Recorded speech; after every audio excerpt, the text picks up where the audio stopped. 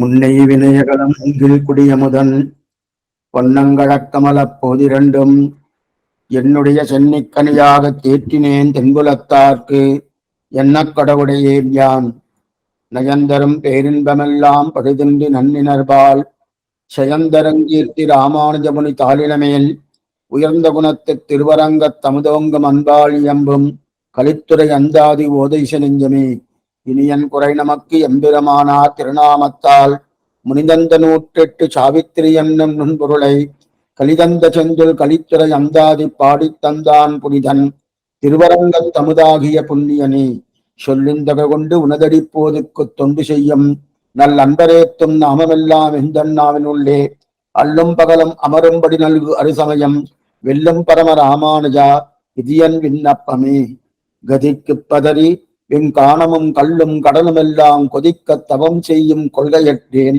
கொல்லிகாவலன் சொல் பதிக்கும் கலைக்கவிபாடும் பெரியவர் பாதங்களே துதிக்கும் பரமன் ராமானுஜன் என்னை சோர்விலனே. இந்த பாசுரமானது ராமானுஜன் நூற்றந்தாதிலே ஆச்சரியமான பாசுரம், 14வது பாசுரம். அதிலே முதல் 7 பாசுரங்கள் அவதாரிகையாகவும் சொல்லப்பட்டதுன்னு பார்த்தோம். அதற்கு மேற்கொண்டு ஒவ்வொரு ஆழ்வாவுடைய விஷயத்தை சொல்லி அந்த ஆழ்வாவுடைய திருவடி சம்பந்தம் பெற்றவர் சுவாமி ராமானுஜர். அப்படிப்பட்ட திருவடி சம்பந்தம் பெற்ற அந்த ராமானுடைய அந்த திருவடி சம்பந்தம் பெற்றவர் நான் தெரிவித்துக் கொள்கிறார் திருவரங்கத்தமிழனார். ஆனால் அதோடு நிறுத்தாமல் ராமானுஜரை தொழும் பெரியோர் என்று சொல்லக்கூடிய அந்த ராமானுடைய திருவடி சம்பந்தம் யாரெல்லாம் பெற்றிருக்கிறார்களோ அவர்களுடைய திருவடி சம்பந்தத்தை பெற்றிருக்கேன்னு தெரிவிக்கிறார். அதே போல சுவாமி ராமானுஜரும் ஆழ்வாருடைய திருவடி சம்பந்தம் நேராக இல்லை. இந்த பாட்டில கொதிக்கும் தவம் செய்யும் கொள்கையற்றேன் கொல்லி காவலன் சொல் பதிக்கும் கலைக்கவி பாடும் பெரியவர் பாதங்களே துதிக்கும் பரமன் அப்படின்றால் நேரடியாக குலசேகராழ்வார திருவடியை பத்தவில்லை. அந்த குலசேகராழ்வார் திருவடி அவருடைய கந்தம், அவருடைய ஸ்ரீசுக்தி. அப்படின்னா அப்படிப்பட்ட ஆச்சரியமான பெருமாள் திருமொழி. அந்த பெருமாள் திருமொழி யாரெல்லாம் சேவிக்கிறார்களோ பாராயணம் பல்கிறார்களோ அதன் பிரகாரம் அனுஷ்டானத்துல கொண்டு வந்து அந்த குலசேகராழ்வார் திருவடிகளை யார் பற்றுகிறார்களோ அந்த பற்றோருடைய பெரியோர்கள் கலைக்கும் கவிபாடும் பெரியவர் பாதங்களே, அந்த கவி பாடக்கூடிய பெரியவர் பாதங்களே துதிக்கும் பரமன். அந்த பெரியோர்கள் யாரோ, அந்த பெரியோர்கள் யாரு? யார் சுவாமி அந்த பெரியோர்கள்? ஆச்சரியமான பெரியோர்கள் மேல காமிக்கப்படுறார். அப்படிப்பட்ட பெரியோர்களை துதிக்கும் பரமன் அபால ஸ்தோத்திரம் பண்றார் சுவாமிராமன். அதனால ஸ்தோத்திரம் பண்றபடியாலே அவர் என்னை விடமாட்டார். அப்படின்னு யாரை விடமாட்டார்? அமுதனாரை திருவரங்கத்துவங்க ராமானுஜன் என்னை சோர்விலனேன், என்னை ஒருபோதும் விடப்போவது கிடையாது. ஏன்? நான் பற்றி இருந்தால் விடுவதற்கு வாய்ப்புண்டு.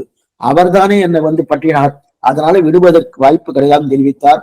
நேற்றைய காலக்ஷேபத்திலே பதபதார்த்தங்கள் என்ன, அதே போல மணபாலமாவுடைய பூர்த்தியான அவதாரிகை என்ன, மேற்கொண்டு பிரிலோகஞ்சிய சுவாமியுடைய அவதாரிகை என்ன முற்று பெற்றது. அதற்கு மேல பிரிலோகஞ்சியுடைய வியாக்கியானம் வாசிக்கிறேன். வியாக்கியானம் பாசனம் 14வது பாசனம். கொல்லிகாவலன் சொல் பதிக்கும் கலைக்கவி. கொல்லிநகர் என்று சொல்லப்படுகிற திருவஞ்சிக்கலத்துக்கு ரட்சகரான ஸ்ரீ குலசேகர பெருமாள் சாஸ்திர சொல்லுக்களுடைய தாத்பரிய விஷய பூதங்களாயிருக்கிற பகவத் சுரூப ரூப குண விபூதிகளை தத்வகித புருஷார்த்தங்களையும் முத்துக்களையும் ரத்னங்களையும் முகமறிந்து கோக்கும் விரகரை போலே விசதமாக தத்த ஸ்தானங்களிலே சேர்த்து இருளுடைய சுடர்மணிகள் என்று தொடங்கி நலந்திகள் நாரணடிக்கு நன்னுவார் என்கிற அளவாக திவ்ய பிரபந்த ரூபேனே அருளி செய்த போக்கியமான கவிகளை காவலன் ரட்சகன் பாடும் பெரியோர்கள் பாதங்களே கந்தாமுடைய பிரீத்திக்கு போக்கு வீடாக பாடான் என்றுள்ள வைபவத்து உடையரான நாதமணி ஆளவந்தார் பெரிய நம்பி திருமண நம்பி திருக்கோட்டி நம்பி திருவரங்க பெருமாள் அரையர் திருமாலையாண்டனான ஞாதிகளுடைய திருவடிகளையே பாடும் பெரியோர்கள் சொன்னார்னோ. அந்த கலை பலிக்கும் கவி பாடும் பெரியவர் பாதங்கள், அந்த பெரியோர்கள் யாரு? நாதமுனிகள் என்ன, ஆளவந்தார் என்ன, பெரிய நம்பி என்ன, திருமல நம்பி என்ன, திருக்கோட்டி நம்பி என்ன, திருவரங்க பெருமாள் அரையர் என்ன, திருமாலை ஆண்டான் தொடக்கமானவர்கள் எழுதியிருக்கார். இன்னும் அவருடைய காலத்திலே இங்கு ஆச்சாரியர் அத்தனை பேரும் எழுதியிருக்கார். அவர்களை துதிக்கும் பரமன் தெரிவிக்கிறார். இப்ப வியாக்கியானத்தை பார்க்கணும். அதாவது கொல்லிகாவலன் சொல் பலிக்கம் கலிப்பாடம். குலசேகர சொல் இனிமையான சொல். கொல்லிகாவலன் சொல் பதிக்கும் கலைக்கவி, இனிமையான சொல். அந்த பிரபந்தமே ஆச்சரியமான பிரபந்தம். ஏன்னா மற்ற பிரபந்தத்துக்கு இந்த குலசேகர பிரபந்தத்துக்கு என்ன ஒரு சுமாரான வித்தியாசம் பார்க்கணும்னாலே, இது 105 பாசனம் தான். அது மட்டும் இல்ல, அந்த 105 பாசனங்களோடு மட்டும் இல்ல, இதுக்கு வைபவமே பகவான் பண்ணாப்பாடு. இது வைபவம். ஏன்னா இவருக்கு பெருமாள்னு பேரு. இந்த பேர் இது இவர் எதுக்குமே கிடையாது. பெருமாள் திருமொழி வேற எதுக்கா இருக்கா? கிடையவே கிடையாது. இப்ப பெரிய திருமொழி இருக்கு, திருவங்கியாழ்வார் பண்ணதுக்கு. கண்ணினு சீர்த்தாம இருக்கு. எந்த பெயரால அந்த பிரபந்தம் ஆரம்பிக்கிறதோ அதே பெயரை கொடுத்துட்டா. அதே போல அமரநாதிபரான் எந்த பெயரால அந்த பிரபந்தம் ஆரம்பிக்கிறதோ அதே பெயரை கொடுத்துட்டா. திருப்பல்லாண்டு இருக்கு, அடுத்தது நம்ம பார்க்க போறோம். அது திருப்பல்லாண்டு ஏற்கனவே இருக்கு. பெரியாழ்வார் மங்களாசாசனம் திருப்பல்லாண்டு கொடுத்துட்டா. ஆனா இந்த பெருமாளுடைய சம்பந்த பூர்வ நேத்திக்கு ஒண்ணு பார்த்தோம் போனோம். ராமன் வேற இல்ல, ராமன் அழுதா இவர் அழறார், ராமன் சிரிச்சா சிரிக்கிறார். அதனாலேயும் இவருக்கு பெருமாள் அந்த வைபவம். அதனால என்ன இருக்குன்னா, இது இனிமையா இருக்கு, இனிமையான தமிழ் மாலை. அது மட்டும் இல்ல, ஆச்சரியமா கொல்லிகாவலன் திருவஞ்சிக்குளம். அந்த திருவஞ்சிக்குளம் இதுக்கு ரட்சகனான குலசேகரன். அப்படின்னா திருவஞ்சிக்குளத்துக்கு இவர் தான் நிர்வாககர். எங்க சுவாமி இருக்கு? கேரளால இருக்குன்னு சொல்லிட்டு இருக்கா. போய் செவியிருக்கிற இப்ப இருக்க இப்ப திவிதேசமா இருக்கு. ஆனால் இது அடியன் சொல்றது ஒரு 40 வருஷத்துக்கு முன்னாடி அங்க திருவஞ்சிக்குளத்துல ஆழ்வாருடைய விக்கிரகமோ உங்க சன்னதியோ ஏதோ இருக்குன்னா ஒண்ணும் கிடையாது. இன்னைக்கு என்னமா சுவாமி வந்துன்னா, சுவாமி வெளிக்குடி சுவாமின்னு பெரியவர், அவர் தான் போய் அதை ஏற்படுத்தினார். இன்னைக்கு சன்னதி பெரிய சன்னதின்னு சொல்ல முடியாது, ஏதோ இருக்கு. அவதார ஸ்தலமா இருந்து அங்க உற்சவாதிகள், பெருமாளுக்கு உற்சவங்கள் நடக்கிறது, ஆழ்வாருக்கு 10 நாள் உற்சவம் நடக்கிறது, ரொம்ப ஆச்சரியமா பண்ணியிருக்காரு. ஆனா இதற்கு முன்னாடி வாழ்த்த திருவஞ்சிக்கலம்னு மணவாளமான தன்னுடைய உபதேசமா தெரிவிக்கிறார். அந்த திருவஞ்சிக்கலத்துல ஆழ்வாருக்கு ஏதாவது இது விக்கிரகமாக இருந்திருந்ததுன்னா ஒண்ணுமே இல்லை, எதுவுமே. ஆனா மற்ற ஆழ்வார்களை 11 ஆழ்வார்கள் ஒவ்வொருத்தருக்கும் உண்டு. அது என்னமா சுவாமி? இல்ல சுவாமி, அவர் தமிழ்நாட்டுல பிறக்கல சுவாமி, அவர் பிறந்தது எங்க கேரள திவதேசத்துல. அது என்ன வந்தாலும் அது பாஷையே வேறு, பாஷை. சரி சுவாமி, பாஷையே வேறுன்னா அவர் எப்படி தமிழ்ல பாடினார்? இதுல இருந்து நம்ம ஒண்ணு தெரிஞ்சுக்கணும். தமிழ் பாஷை என்பது இன்னொரு பாஷை குறை சொல்றதுக்காக அடிய சொல்லவே இல்லை. தமிழ் பாஷை என்பது நல்லா புரிஞ்சுக்கோ, தமிழ் ஆழ்வார்களாலும் பகவானாலும் ஒத்துக்கொள்ளப்பட்டது, உயர்ந்தது, அனாதி. அது இந்த காலத்துல ஏற்படுத்தப்பட்டது. இது நம்ம முன்னாடியே பார்த்திருக்கோம். எங்க பார்த்திருக்கோம் சுவாமி? தமிழ்த்தலைவன் பொன்னடி போற்றும் மன்னிய பேருருள் மாண்டபின், அந்த பாத்திரத்தை பார்த்திருக்கோம். மன்னிய பேருருள் மாண்டபின் கோவலுள் மாமலரால் கண்ணொடு ஆயனை கண்டமை காட்டும் தமிழ்த்தலைவன் பொன்னடி. எப்படி சொல்ல வந்தேன்னா, அந்த மாதிரி அந்த தமிழுக்கு எந்த தேசத்துல இருந்தாலும், அந்த இப்ப புரியத்துக்காக சொல்றேன். இப்ப ஆந்திர தேசத்துல திவ்ய தேசங்கள் இருக்கு, அதே பிருந்தாவனத்திலையும் திவ்ய தேசம் இருக்கு. அங்க போனாலும் நம்ம என்ன தெரியுமா சேவிக்கணும்? இதே 4000 தீபம் தான் சேவிக்கணும். ஆந்திர தேசம் போனா இதே 4000 தீபம் தான் சேவிக்கணும். என்னமா சுவாமின்னா, அது ஒரு பாஷையை வைத்துக் கொண்டு பகவான் அங்கீகாரம் பண்ணியிருக்காரு, ஆழ்வார் அங்கீகாரம் பண்ண. அதனால கேரள திவ்ய தேசமா இருந்தாலும் அங்க ஆழ்வாருடைய ஸ்ரீகிருஷ்டி திராவிட துவாசத்துல தான் இருந்தது இல்லையா? அதனாலயே என்னமோ தெரியல, அங்க அவருக்கு ஆழ்வாருக்கு அவதார ஸ்தலமே இல்லாம இருந்ததுன்னா இருக்கு. ஏன்னா அதனால 11 ஆழ்வாருக்கு இருக்கு, அவருக்கு இல்லைன்னு உனக்கு வருத்தப்பட வேண்டாம். பகவான் அது ஆழ்வார் அது மாதிரி ஏற்படுத்தினாரு வச்சுக்க. எதுக்கு சொல்லுன்னா, ஆனா நமக்கு என்ன தோணும்னா, சுவாமி இவரெல்லாம் ஒரு 105 பாட்டு பாடியிருக்காரு. கண்ணின் சிறுத்தாம்ப 11 பாட்டு, அமல்நாதிவன 10 பாட்டு, அது நம்மாழ்வார் 1102 பாசுரம் பாடியிருக்கார். அதனால நம்மாழ்வார் கொஞ்சம் உயர்ந்தவர். அதே போல திருவங்கி ஆழ்வாரும் உயர்ந்தவர். அவர் 6 பிரபந்தங்கள் பாடியிருக்கார், ஆனா அவரும் உயர்ந்தவர். இவரெல்லாம் 10 தானே சுவாமி பாடியிருக்கார். திருப்பானாழ்வார் 10 பாடியிருக்கார், மதுரகவியார் 11 தான் பாடியிருக்கார். அப்படின்னு இது கொஞ்சம் குறைச்சலான்னா கிடையாது, ஒண்ணுமே கிடையாது. யார் எத்தனை ஒரு பாட்டு பாடியிருந்தா கூட அது 12 ஆழ்வார்களும் சமம்தான். ஓ, குலசேகர ஆழ்வார் அந்த திவ்ய தேசத்துல பிறந்திருக்காரு, அதனால அவர் வேறு இது நினை சுவாமி, அதனால அது வேற என்ன கிடையவே கிடையாது. எல்லாமே ஆழ்வார்களுக்குள்ளே பாகுபாடு கிடையாது. இவர் உயர்ந்தவர், இவர் தலைவர்னு சொல்லலாம், அது வேற விஷயம். தலைவர் சுவாமி நம்மாழ்வார் ஆத்தியஸ்தல குலபதி இப்படி சொல்றோம். ஆனா அதுக்குள்ள சுவாமி இந்த ஆழ்வார் 10 பாட்டு தான் பாடியிருக்காது சுமார், அந்த ஆழ்வார் 1102 பாசுரம் பாடியிருக்காது, ரொம்ப பெரியதுன்னு சொல்ல முடியுமா? ஆழ்வாருக்குள்ளே ஏற்றத்தாழ்வே கிடையாது எதுவுமே. அதே போல திவ்ய தேசத்துக்குள்ளேயும் அதையும் சேர்த்து சொல்லிடுறேன். திவ்ய தேசத்துக்குள்ளேயும் ஏற்றத்தாழ்வு இருக்குன்னா கிடையாது. சுவாமி திருவரங்கன்னா உயர்த்தி, திருவல்லிக்கேணினா கொஞ்சம் உயர்த்தி, காஞ்சிபுரம் இன்னும் ஏன்னா கோவில் திருமலை பெருமாள் கோயில் திருநாராயண சொல்றேன். 4 திவ்ய தேசன புஷ்ப மண்டபம், தியாக மண்டபம், போக மண்டபம், ஞான மண்டபம் அப்படின்னு தானே சொல்லிட்டு இருக்காரு. புஷ்ப தியாக போக மண்டபம் தானே பிரதானமா எடுத்திருக்கா ஆச்சாரியக்காரரும். அப்ப அதுதானே பிரதானம். அப்படி கிடையாது. திவ்ய தேசங்கள் எந்த திவ்ய தேசம் இருந்தாலும் இல்ல சுவாமி, எந்த திவ்ய தேசத்துக்கு அதிகமான பாசனங்கள் உண்டோ அந்த திவ்ய தேசம் உயர்த்தி, எந்த திவ்ய தேசத்துக்கு கொஞ்சம் குறைச்சலான பாசனங்கள் உண்டோ அந்த திவ்ய தேசம் கொஞ்சம் சுமார்னு வச்சுக்கலாம்னா அப்படிலாம் கிடையாது. புரியறதுக்காக ஒரே விஷயம் சொல்றேன். மதுரை மாநகர் இருக்கு இல்லையா, அதுல ஒரே ஒரு துணுக்கு பாட்டு தான், கோழியும் கூடலும் தான் இதான் பாசுரமே. அந்த திவ்ய தேசத்துக்கு மங்களாசம் ஒரு துணுக்கு தான். ஆனா அந்த மங்களாசாசம் பண்ணியிருக்கா இல்லையா, ஒரே ஒரு சப்தம் தான் மங்களாசாசம் பண்ணியிருக்காரு. அதனால இது மதுரைக்கு திருக்கூடல்னு பேரு. அப்படிப்பட்ட கோழியும் கூடல் அப்படி இருக்கச்சே திருவரங்கத்துக்கு நிறைய பாசனம் இருக்கு சுவாமி, திருமலைக்கு நிறைய பாசனம் உண்டு. அதை போல் இங்க இல்லையான்னா அப்படியெல்லாம் கிடையாது. எதுவா இருந்தாலும் சரி, ஆழ்வாவுடைய திருவாக்கால ஒரு துணுக்கு வந்தாலும் அந்த திவ்ய தேசத்தோடு எந்த திவ்ய தேசமா இருந்தாலும் எல்லாமே சமமான திவ்ய தேசம். நமக்கு என்ன தோணும்னா இது நிறைய இப்ப திருவரங்கத்துக்கு இத்தனை வைபவம் அரங்க நகர் வாழ்ந்துன்னு நம்ம சொல்லிட்டு இருக்கோம். அது வேறுபற்றான திவ்ய தேசம் என்பதனாலே அரங்க நகர் வாழ்ன்னு சொல்லிட்டு இருக்குமே தவிர அதுக்குன்னு திருவரங்கத்தில் இருக்கக்கூடிய வைபவம் மற்ற திவ்ய கிடையாதுன்னு கிடையாது. கொஞ்சம் நல்லா புரிஞ்சுக்கணும். திருவரங்கத்துக்கு இருக்கக்கூடிய வைபவம் மற்ற திவ்ய தேசம் கிடையாது போட்டுருக்கு சுவாமி. அப்படி ஒரு தவறான எண்ணம் கூடவே கூடாது. இன்னும் கேட்டா புரியறதுக்காக சொல்றேன், திருவரங்கத்தை காட்டிலும் மற்ற திவ்ய தேசத்துக்கு வைபவம் அதிகம்னே சொல்லலாம். புரியறதுக்கு ஒரே விஷயம் சொல்றேன்.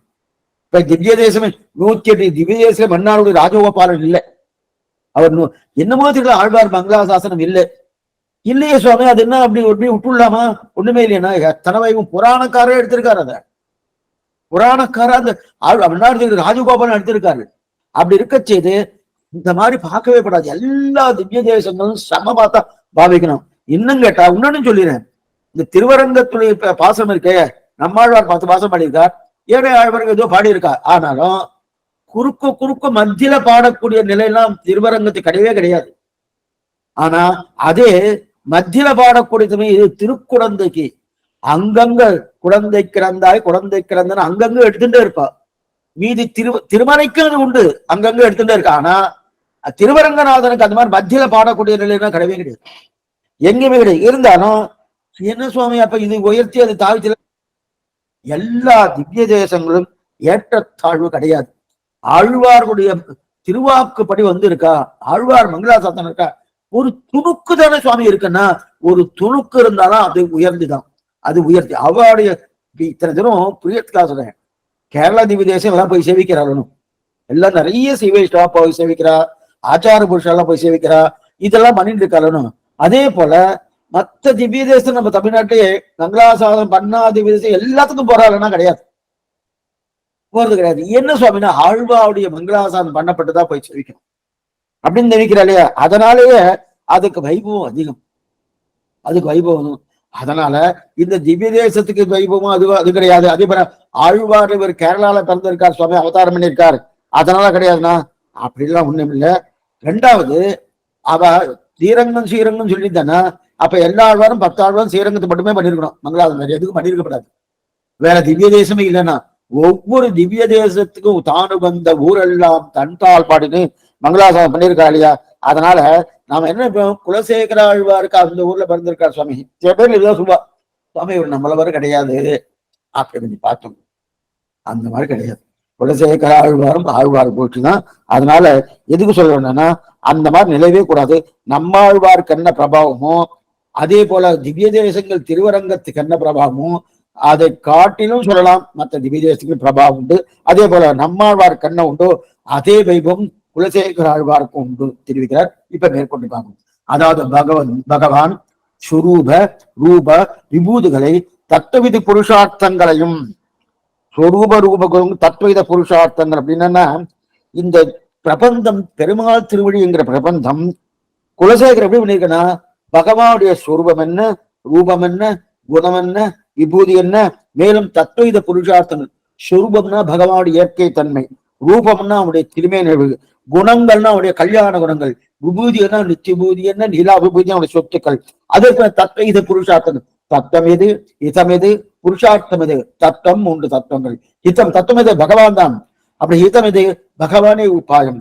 புருஷார்த்தம் எது? அவனுக்கு கைங்கரியம். இது எத்தனையும் எப்படி சேர்த்திருக்கார அந்த பிரபந்தத்துல ஒண்ணு பார்த்திருக்கோம். பகவத் சுரூபம், பகவத் ரூபம், பகவானுடைய குணங்கள், பகவானுடைய விபூதி. விபூதினா எச்சோ நினைக்காதுங்க. விபூதி ஈசி கொண்டு சொத்து. விபூதிகள் நித்திய விபூதி, லீலா விபூதி. அந்த விபூதிக்கு சொத்து என்ன சொத்து? பகவான் 2 சொத்து இருக்கணும்.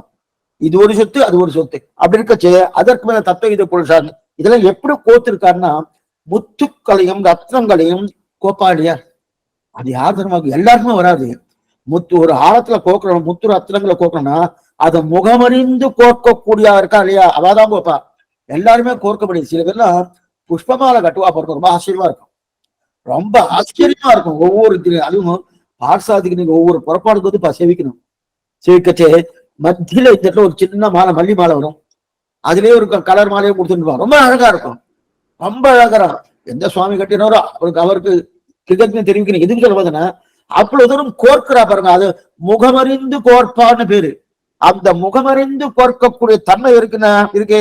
அப்பனா ஒரு ரத்ன மாலைய எந்தெந்த ரத்னத்தை எங்கெங்க வைக்கணும்? ஒரு ரத்ன மாலை இருக்கணும்.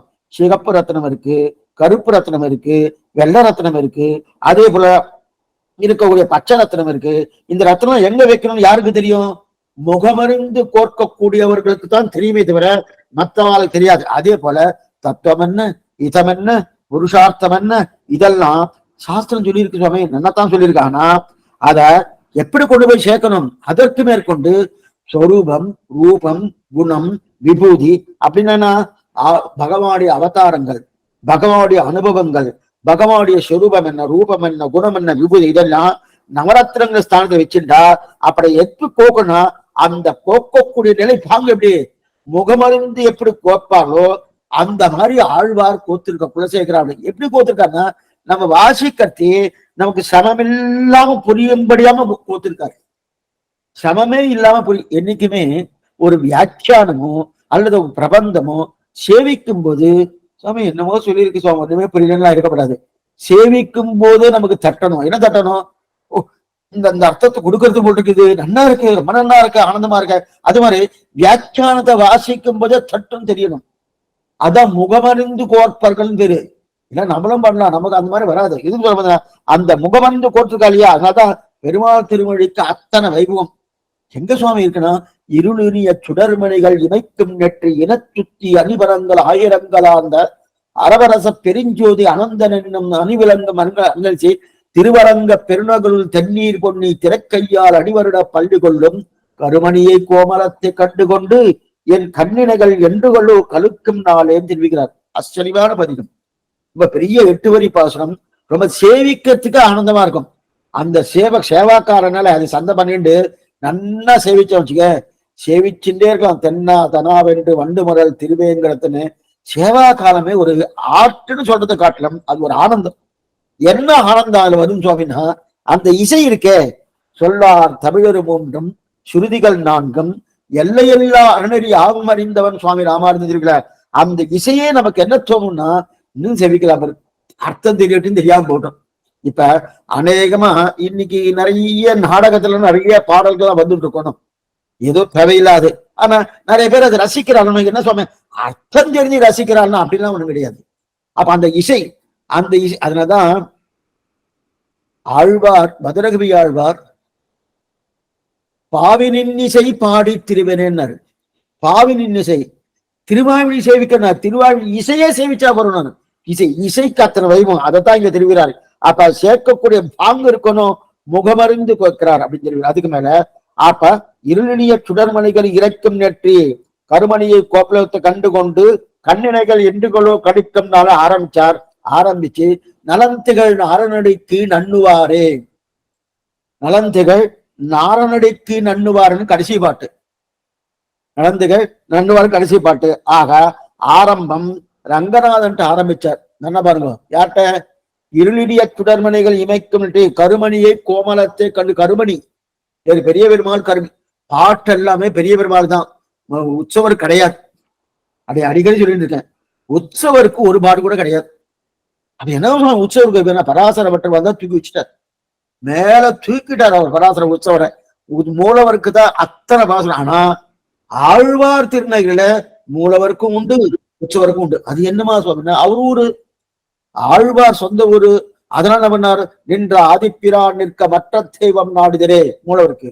பொலிந்த நின்ற பிரான் கண்டீர் ஒன்றும் பொய்யில்லை போற்றுவினே உற்சவருக்கு. அது அங்க திருவரங்கநாதனுக்கு இப்ப பாருங்க அப்படின்னு சொன்னோம். திவ்ய தேசம் இத்தனைக்கும் பார்த்தா அங்க மூலவருக்கு மட்டும்தான். மற்ற திவ்ய தேசம் உற்சவருக்கும் சேர்த்து இருக்கு. எல்லா திவ்ய தேசம் கிடையாது, சில திவ்ய தேசம் தான். இதுக்கு சொல்ல வந்தேன்னா அந்த மாதிரி இவர் என்ன சொல்ல தெரிவிக்கிறார்? முதல் பாட்டு ரங்கநாதனை பத்தி, அடுத்து முடிக்கச்சே ரங்கனா ஆறு முடிக்கச்சே என்ன பண்ண? நலந்திகை நாரணடிக்கு நண்ணுவாரேன்னு வர. அப்ப நாராயணத்தை முடிச்சா ஆரம்பம் திருவரங்கநாதன், முடிக்கச்சே நாரணன். அதனாலே நாராயணன் ரங்கநாதன் இதுவே ஒரு சாட்சி. நம்ம முன்னாடி பார்த்த போனோம், இது சாட்சி. இதுவே கொல்லி காவலன், கூடல் நாயகன், கோழியர்கோன், குலசேகரன் அப்படின்னு. கொல்லி காவலன்னா சேர தேசத்துக்கு ரட்சகர்னு பேர். சேர சோழ பாண்டியன் கேள்விப்பட்டு போனோம். அந்த சேரதத்துக்கு நான் கொல்லி காவலன் சொல் பதிக்கும் கலை கவிபாடும் பெரியவர் பாதங்களே. கொல்லி காவலன் சொல் யார் பெரியவர்கள்? இதான் பார்த்தோம். பெரியவர்கள் யாரு? அதாவது கதிக்கு பதறி என் காணமும் கல்லும் கடலும் எல்லாம் கொதிக்க தவ. இரண்டாவது வரையிலிருந்து பார்க்கணும். வியாக்கியானமே அப்படிதான் அடுக்கிறது வச்சிருக்காரு சுவாமி திரைலோகஞ்சியர். அப்ப ரெண்டாவது மறுபடியும் முதல் ரெண்டு வரைக்கும் போனோம். இப்ப பின்னாடி ரெண்டு வரைக்கும் என்னன்னு பார்த்துட்டு அடுத்து முதல் ரெண்டு வரைக்கும் போனோம். சட்டுன்னு நல்லா புரியும். அப்ப என்னது? கொல்லி காவலன் சொல் பதிக்கும் கலை கவிபாடும் பெரியவர் பாதங்களே.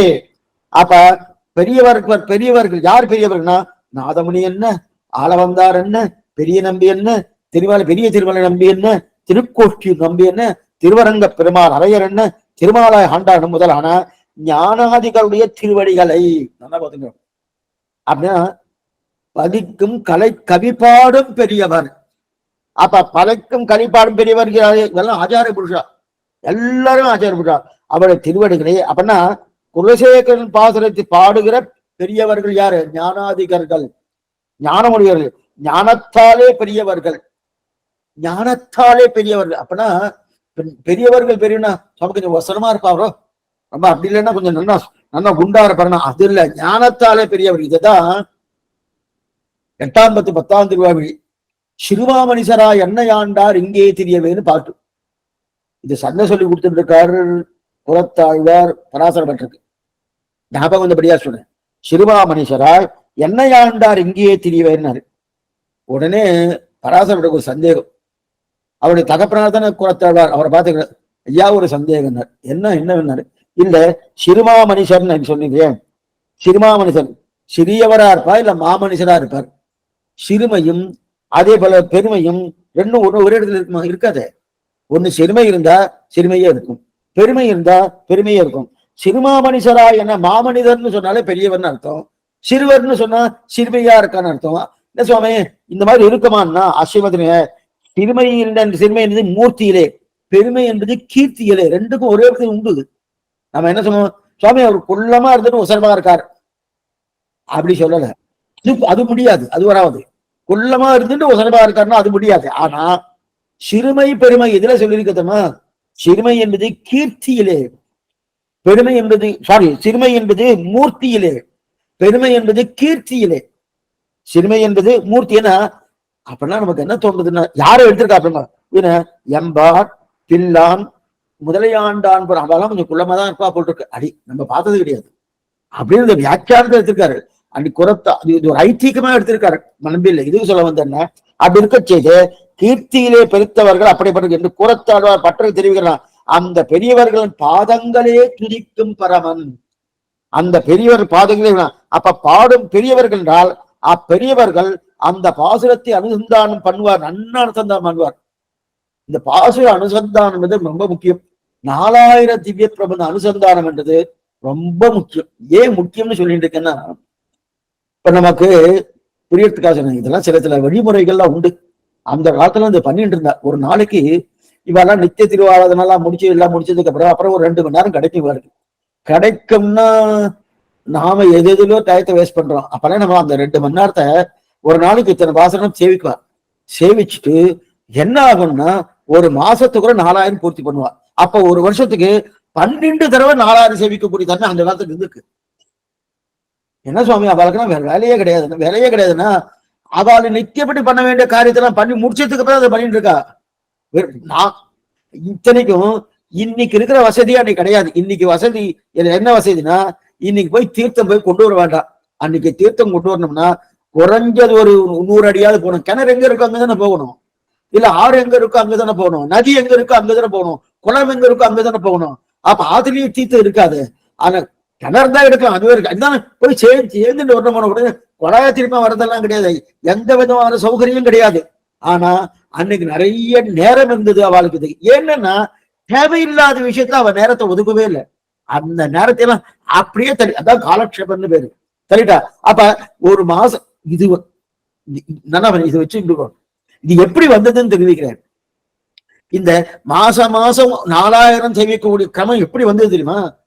இன்னைக்கும் ஆழ்வார் திருநகையில மாசத்துக்கு ஒரு வருஷத்துக்கு 12 தடவை 4000 ஆகும். அப்படியா சுவாமி? வேற எங்கேயும் வேற எந்த விதத்திலும் கிடையாது. இப்ப திருவள்ளிக்கெல்லாம் வந்தேன்னா 4 தடவை ஆர்த்துக்கு உண்டு, அவ்வளவுதான். என்ன 4 தடவைனா, சில ஆழ்வார்களுக்கு 4000 வச்சுருக்கா, சில உற்சவங்களுக்கு 4000 வச்சிருக்கா. அது கூட அதிகபட்சம் ஒரு வருஷத்துல 4 தடவை தான் பண்ணுவான், அதுக்கு மேல கிடையாது. அதே மாதிரி மற்ற திவ்யம் அதே மாதிரிதான் இருக்கும், இல்ல குறைச்சலா இருக்கும். ஆனா ஆழ்வார் திருநகைகள் மட்டும் எத்தனை 12 மாசத்துக்கு 12 தடவை ஆயிடுது. அதை கணக்கு பண்ணிதான் என்ன பண்ணா, அவன் என்ன சுவாமி கணக்கு வச்சுட்டு இருக்கான்னா, ஒரு நாளைக்கு இத்தனை வாசனம் கிடையாது, ஒவ்வொரு விசாகத்துக்கு 10ஆம் நாள்னு பேரு. அதுக்கு முந்தின 10 நாளுக்கு முன்னாடி ஆரம்பிச்சான்னா அங்க தொடக்கமே திருப்பல்லாண்டு கிடையாது, தொடக்கமே கண்ணீர் சிறுத்தாம. மேல வரச்சு சொல்றேன், தொடக்கமே கண்ணீர் சிறுத்தாம தான். அந்த கண்ணீர் சிறுத்தாம இருக்கிறபடியாலே அதை ஆரம்பிச்சு 4000 பூர்த்தி பண்ணா. அதையே அப்படியே பின்னாடி இருக்கிறா என்ன பண்ணா, நாம நம்ம ஆத்துல பண்ணலாம், பெருமாளுக்கு பண்ணலாம்னு பண்ணி எதுவும் சொல்லணும்னா, அந்த மாதிரி சேவிச்சனா குலசேகர ஆழ்வாருடைய திருவள்ள உகக்கம், ராமானுஜருடைய திருவள்ள உகக்கம், அதுதான் ரொம்ப முக்கியம். ராமானுஜ திருவள்ள உபரியா அப்படிப்பட்ட பெரியவர்கள் அந்த பாசுரத்தை அனுசந்தானம் பண்றா இல்லையா, அந்த அனுசந்தானம் பண்றது இது ஒரு அர்த்தம். 2வது அர்த்தம், அதே இன்னிசை கூட்டி நிஜமாகவே சங்கீத பாடும் பெரியவர்கள், அது 2வது. இது அரையர் சபை இருக்கணும், அவெல்லாம் இன்னிசையோட போவா. அன்னிசையோடு நன்னா இருளிய சுடர்மணிகள் இமைக்கும் நெற்றி அப்படின்னு அப்படி தாளம் போட்டு பண்றா இல்லையா, அதான் இன்னிசை கூட்டு. இந்த இன்னிசை கூட்டுவது என்பது நாதமுடைய பரம்பரை தான், அவதான் அரையர்கள். அந்த அரையர்கள் இருக்கு. ஏன்னா இவருக்கு மகா சங்கீத வித்வான் நாதமுனி இருக்க. அவருக்கு அஷ்டாங்க யோகம் என்ன தெரியும், யோக சாஸ்திரம் பூர்த்தியா தெரிஞ்சிருக்கா, சங்கீதம் நன்னா கூட்டி. அதனாலதான் அவர் தான் பரப்பினார் 4000 திவ்ய பிரபந்தத்தை. மேலையகத்தாழ்வார் கீழையகத்தவர் 2 மருமக்கள் அவருக்கு. அவருக்கு பிள்ளை இல்லை, 2மே குழந்தை பெண் பிள்ளைகள் தான். அந்த பெண் பிள்ளையுடைய 2 மருமக்களை வைத்துக் கொண்டு அவதான் பிரச்சாரம் பண்ணார். மேலையகத்தாழ கீழகத்தான் படுவோம் இல்லையா. அப்ப அத்தனை பெரிய அந்த சங்கீதத்தோடு பாடுறாலும், அந்த சங்கீதத்தோடு பாடக்கூடிய ஸ்தோத்திரம் பண்றாலும், அந்த ஸ்தோத்திரம் பண்ணக்கூடிய பெரியவர் திருவடிகளே துதிக்கும் பரமன். இது 2வது அர்த்தம். முதல் அர்த்தம் சேவிக்கிறவா, 2வது அர்த்தம் சங்கீதத்தோடு செய்கிறார். அப்ப ஸ்தோத்திரம் பண்ணினால் என்னன்னா, அப்படிப்பட்ட ஸ்தோத்திரம்னா தென்னீர் பொன்னீர் திரைக்கையார் அடிவருட பள்ளி கொள்ளும் கருமணியை கோமலத்துக்கு காவிரி தாய். அப்படி என்ன பண்ணுவார்னா, அப்படி வருடி கொண்டே போவாலாம். தென்னீர் பொன்னீர் திரைக்கையா அடிவருட என்ன பெரியவர்மாள் திருவடி வருடிண்டே போறாளும்னா, இது முதல் நிலை. 2வது சொல்றாரு, பகவானின் மாலின் அடி 7வது பதிகை திருமாலின் அடி மாலின் அடி. முதல்ல திருவடியை சொல்றார், தென்னீர் பொன்னீர் திரைக்கையா அடிவருட பள்ளி கொள்ளும் கருமணிய கோலகத்தைன்னு முதல்ல சொன்னார். இது முதல் பாட்டுல, அது பாசனம் பூர்த்தியா எடுக்கல. அடுத்து 2வது 7வது பதிகத்துல மாலின் அடிந்திரு, அதே பெருமாள் திருமொழியிலேயே மாடின் அடின்ற மாடின் அடினா திருமாலின் அடி, ஸ்ரீமன் நாராயண அடி, அவருடைய திருவடி இதை எடுத்திருக்காரு. அடுத்து மூணாவது என்ன தெரிவிக்கிறான்னா, அது முடிக்கச்சேன்னு முடிக்கிறாரு. முடிக்கச்சே நலந்திகள் நாரணடிக்கு நன்னுவாரேன்னு முடிக்கச்சே முடிக்கிற 10வது முடிக்கிறாரு. அப்ப ஆரம்பம் திரக்கையா அடிவருட பள்ளி கொள்ளம் அப்படின்னு ஆரம்பம் திருவடி, மத்தியில திருவடி, முடிக்கச்சின் திருவடி. அப்ப 3 அடியும் திருவடி வந்துட்டோம். அதான் தெரிவிக்கிறாரு. அப்ப அந்த திருவடி தான் தெரிவிக்கிறார். அப்படிப்பட்ட திருவடியை சொன்ன அந்த குலசேகராழ்வார் திருவடிகளை யாரெல்லாம் பற்றுகிறார்களோ, அந்த பாசுரத்தை யாரெல்லாம் சேவிக்கிறார்களோ, அந்த குலசேகரை துதிக்கிற பெரியோர்கள் அடிகளை தான் போற்றுகிறார். குலசேகரன் திருவடிகளை யார் போற்றுகிறார்களோ அந்த திருவடிகளை போற்றுகிறார் அப்படின்னு சொல்லியிருக்கு. இதுக்கு மேல ஆச்சரியமா இப்ப குருவை எப்படி ஸ்தோத்திரம் பண்ணணும்னு சொல்லிக்கணும். குருபாதாம்புஜே யோத்து குரோர் நாம சதா ததேத். ஒரு நிமிஷம். குரு பக்தா கதையே குரோர் நாம பவேது அர்ச்சயஸ்டான் சமஸ்த கீர்த்திஸ்ட நஸ்ட சர்வஸ்ததா என்கிறபடியே சதா ஸ்தோத்திரம் பண்ணி கொண்டு போந்து அந்த பாகவத நிட்டைக்கு மேற்பட்டார் இல்லை என்றபடி உத்கர்ஷ்டமான எவரேலும் எம்மையாலும் பரமர் என்றும் நம்மையளிக்கும் பிராக்கள் என்றும் மயர்வர மதிலும் அருளப்பட்டவர் வெல்லப்பட்டவரும் அப்படியே அருளி செய்தாரே. ராமானுஜன் என்னை சோர்விலே ராமானுஜன் எம்பெருமான் என்னை பரகத ஸ்வீகாரமாக அங்கீகரிக்கப்பட்ட என்னை சோர்விலன் இனி விடமாட்டார். சோர்வி பிரிவி சோர்விலன் என்றது பிரிகிறேன் என்றபடி ஆன பின்பு பிராப்தியத்திலே துரித்து பிராபகாந்தரங்களிலே கண்வைக்கும் சுவாவத்தை தவிர்ந்தேன் என்கிறார். பிராபகாந்த பரித்தியாகத்தை அஜ்ஞான அசக்தி கண்டு சுரு விரோதமே பிரதான ஏது. பிராபகாந்தரம் அஜ்ஞர்க்கு உபாயம், ஞானிகளுக்கு அபாயம் என்ன கடவுதிரே. இதுவரைக்கும் பார்த்துவோம். அதாவது தென்னீர் பொன்னீர் திரக்கையா அடிவருட பள்ளி கொள்ளும் கருமணிய கோவலத்தை கண்டுகொண்டு 3 இடத்துல திருவடி வந்துட்டணும், திருவடி பிரஸ்தாபம் வந்துடணும். அப்படிப்பட்ட திருவடி பிரஸ்தாபம் வந்தபடியாலே அந்த திருவடி யாரெல்லாம் பற்றுகிறார்களோ அந்த பற்றக்கூடிய திருவடிகளை சுவாமி ராமானந்த பத்திர அப்படின்னா குருவுக்கு பிரதானமா ஒரு நம்ம தியானம் பண்ணது இருக்கு. அந்த குருவை சாஸ்திரம் எப்படி தியானம் பண்ணு சொல்லிக்க பாருங்க. ஆச்சரியமா குலசேகரம் துதிக்கும் பெரியோருக்கு இல்லையா சாஸ்திரமே குருவை எப்படி தியானம் பண்றது தெரிவிக்கிறது.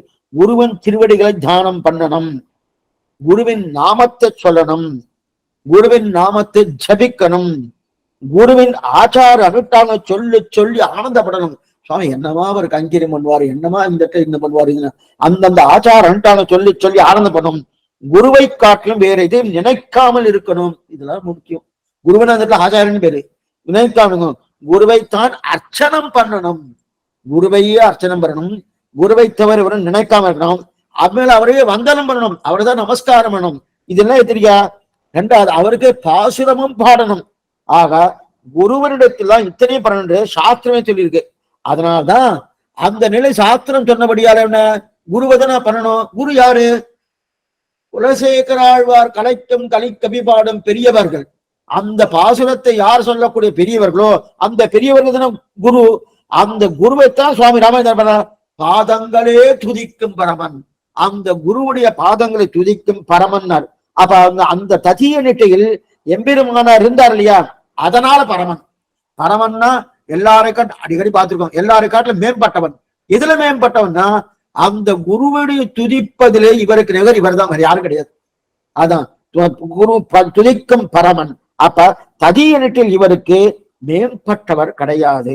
ஆக சரி சுவாமி இவரு கிடையாது கிடையாது சொல்லுது, இதுக்கு முன்னாடி யாராவது பண்ணிருக்கணுமே, சிஷ்டாச்சாரம் இருக்கா நம்ம சம்பிரதாயம் பிரதான கேப்பா. எத்தையாரு யாரா பண்ணார்னா முன்னோர்கள் பண்ணிருக்காளான்னா இருக்கு. தலைவரே பண்ணிருக்காரே, பயிலும் திருவடையார் எவரேலும் அவர் கண்டி பயிலும் பிறப்பிடைதோடு எம்மையாலும் பரமரே பயிலும் சுடர்லு மூர்த்தியை பங்கைய கண்ணனை பயில இனிய நம் பாக்கடல் சேர்ந்த பரமனை பயிலும் திருவிடையார் எவரேலும் அவர் கண்டீர் பயிலும் பிறப்பிடைதோடு எம்மையாலும் பரமரே 3ஆம் பத்தி 7ஆம் திருவாழ்மையில ஆச்சரியம். அவதான் எனக்கு யாருன்னா அவ பயில்கிறவர். என்ன பயில்கிறன்னா பகவானை பயில்கிற பாகவதர்கள் யாரா இருந்தாலும் அவர்கள் தான் எம்மையாலும் பரமர். இப்ப பாருங்க, இதே பரமர் தான் இங்க திருவங்கத்தை தெரிவிக்கிறார். இவரும் பரமன்றார். பரமன்னா எனக்கு சமமானவன் கிடையாது, நம்மாழ்வார் தன்னை சொல்லுகிறார். பயிலும் திருவிடையார் எவரேனும் அவர் கண்டீர் பயிலும் பிறப்பிடைதோடு எம்மையாலும் பரமரன்னா அப்ப நான் எனக்கு சமமானவன் கிடையாதுன்னு இருக்கிறேன். அப்படின்னா பாகவதால சேவிப்பதில் எனக்கு சமமானம் கிடையாது. அதே போல நம்மாழ்வாருடைய திருவடி சம்பந்திதன யாரு? மாறன் அடிபணிந்து இதெல்லாம் அங்கங்க பார்த்துக்கணும். மாறன் அடிபணிந்து இந்தவனான மாறன் அடிபணிந்து இந்தவரானபடியாலே மாறனுடைய நிலை என்ன? பாகவதாவுடைய திருவடி சம்பந்தம். அந்த மாவரன் அடிபணிந்து வித்தரான சுவாமி நம்மாழ்வார் நிலை என்ன? சுவாமி ராமானுஜர் நிலை என்ன? அதே பாகவதார் திருவடி சம்பந்தம். அப்ப அங்க என்ன? குலசேகராழ்வார பணிக்கும் கலைக்கவிபாடம் அந்த பாடக்கூடிய பெரியவர்கள் இருக்கலையா, அந்த பெரியவருடைய திருவடி சம்பந்தம் தெரிவிக்கிறார். அதைத்தான் அப்படிப்பட்ட அந்த மாறன் அடிபணிந்தவரான அதை கடைபிடித்து கடை. இப்ப திருவனந்தபுரம் என்ன தெரிவிக்கிறார்? நாம் கூரத்தாழ்வான் திருவடி பிடின்னு சுவாமி ராமானுஜர் சொன்னார். நான் பிடிச்சு விட்டேன். நான் பிடிக்கணும். ஏன்னா இவர் மூலமா தான் சாவியே கிடைச்சிருக்கு. இந்த சரித்திரம் முன்னாடி அவதாரத்தை பார்த்திருக்கோம். திருவரங்க சாவியே கூரத்தாழ்வார் தான் சாவி கிடைச்சதுன்னா அப்ப ஒவ்வொன்னும் என்ன தெரியுது? பரகத ஸ்வீகாரம், ஸ்வகத ஸ்வீகாரம் அல்ல. பரகத ஸ்வீகாரம்னா நாம பத்தல, ஆச்சாரம் வந்து பத்தி இருக்காரு. ஆச்சாரம் இவன் என் ஒரு அபிமானம் வச்சிருக்காரு. ஆச்சார அபிமானம். ஆச்சார அபிமானம் என்ன தெரியுமா? நாம் ஆச்சாரத்துல வைக்கக்கூடிய அபிமானம் ஆச்சார அபிமானமா, இல்ல ஆச்சாரம் நம்மிடத்துல வைக்கக்கூடிய அபிமானம் ஆச்சார அபிமானமா? ஆமா சுவாமி, ஆச்சாரம் நம்ம இடத்துல வைக்கிறதா நாம வைக்கிறது? நாம வைக்கணுமே சுவாமி. நாம தான் ஆச்சாரன். ஆச்சாரன் அந்த அந்த அந்த பக்தியோடு பிரதிபக்தியோடு இருக்க வேண்டாமா? இருக்கணும். ஆனா ஆச்சார அபிமானம் அதுக்கு பேர் இல்லை. அவர் நம் பேர்ல வைக்கணும். அவர் நம் பேர் அபிமானம் வைக்கணும். இவர் நம்ம பையன், நம்ம சிஷன் அப்படின்னு ஓகோன்னு உரிமையோடு சொல்லக்கூடிய தன்மை, அந்த நிலை ஏற்படும். அதுதான் ஆச்சாரிய, அதுதான் பரகத ஸ்வீகாரம்னு பேரு. அவர் நம்மை பற்றும் பற்று, சொகத ஸ்வீகாரம் நாம் பற்றும் பற்று. அந்த பரகத ஸ்வீகாரம் தான் விடாம இதை சொல்லிட்டே இருப்பா சம்பிரதாயத்துல. ஏன்னா நாம பத்தினா ஏதோ ஒரு காரணத்தை முன்னிட்டு கொண்டு பத்தினு வச்சுக்கோ. காரணம் போயிடுச்சுன்னா பட்டுவதை விட்டுடும். இல்ல சுவாமி, காரணமே இல்லாம பத்தினேன் சுவாமினா, ஆனா எப்ப வேணா மனசு மாறத்து வாய்ப்பு உண்டு.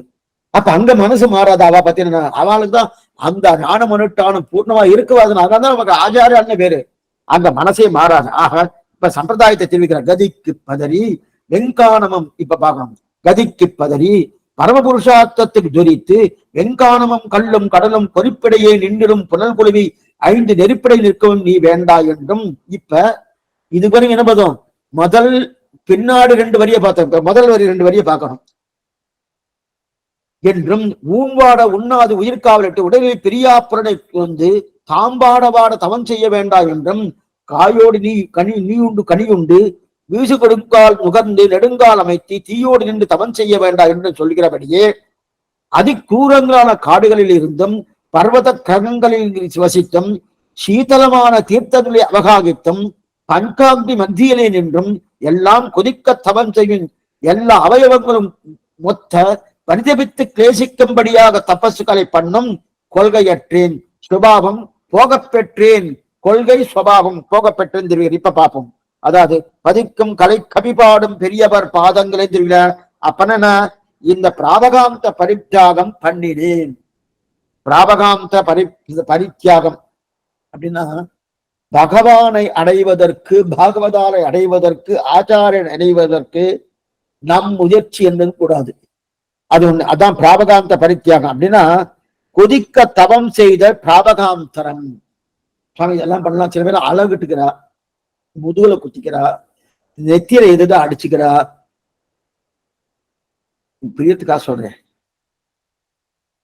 ஞாபகம் வந்தபடியா கேள்வி எல்லாம் கேட்டு இருக்காங்க. தான் அவ கேட்கறது முன்னாடி சொல்லிடானு.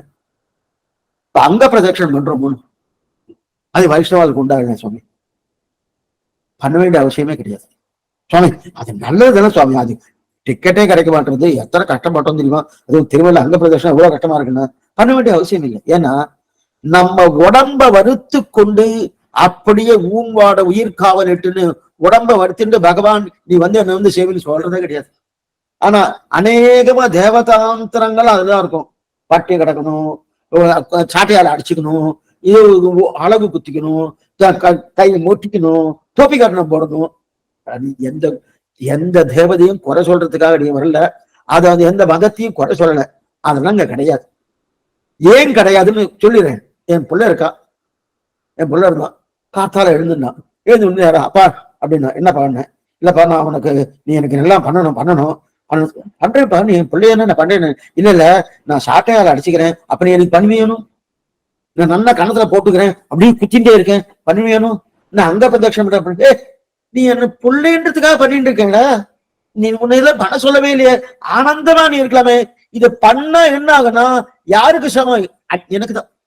ஓ, என் பிள்ளை இப்படி கஷ்டப்பட்டு கட்டினா, அப்ப கஷ்டப்படலாம். எனக்கு நீங்க பண்ணுவேல, தகப்பனார் பண்ணுவாருனா எங்கேயா பண்ணாம இருப்பாளா? தகப்பனார் ஆனபடியாலே பண்றாரு. அதே போல மாதா நாராயணகா, பிதா நாராயணகா, பிராத்தா நாராயணகா, சர்வம் சுகுருது நாராயணகா. சேலே கண்ணியரும் பெரும் செல்வமும் நன்மக்களும் மேலாய் தாய் தந்தையும் அவரே ஆழ்வார தெரிவிக்கிறாள் இல்லையா?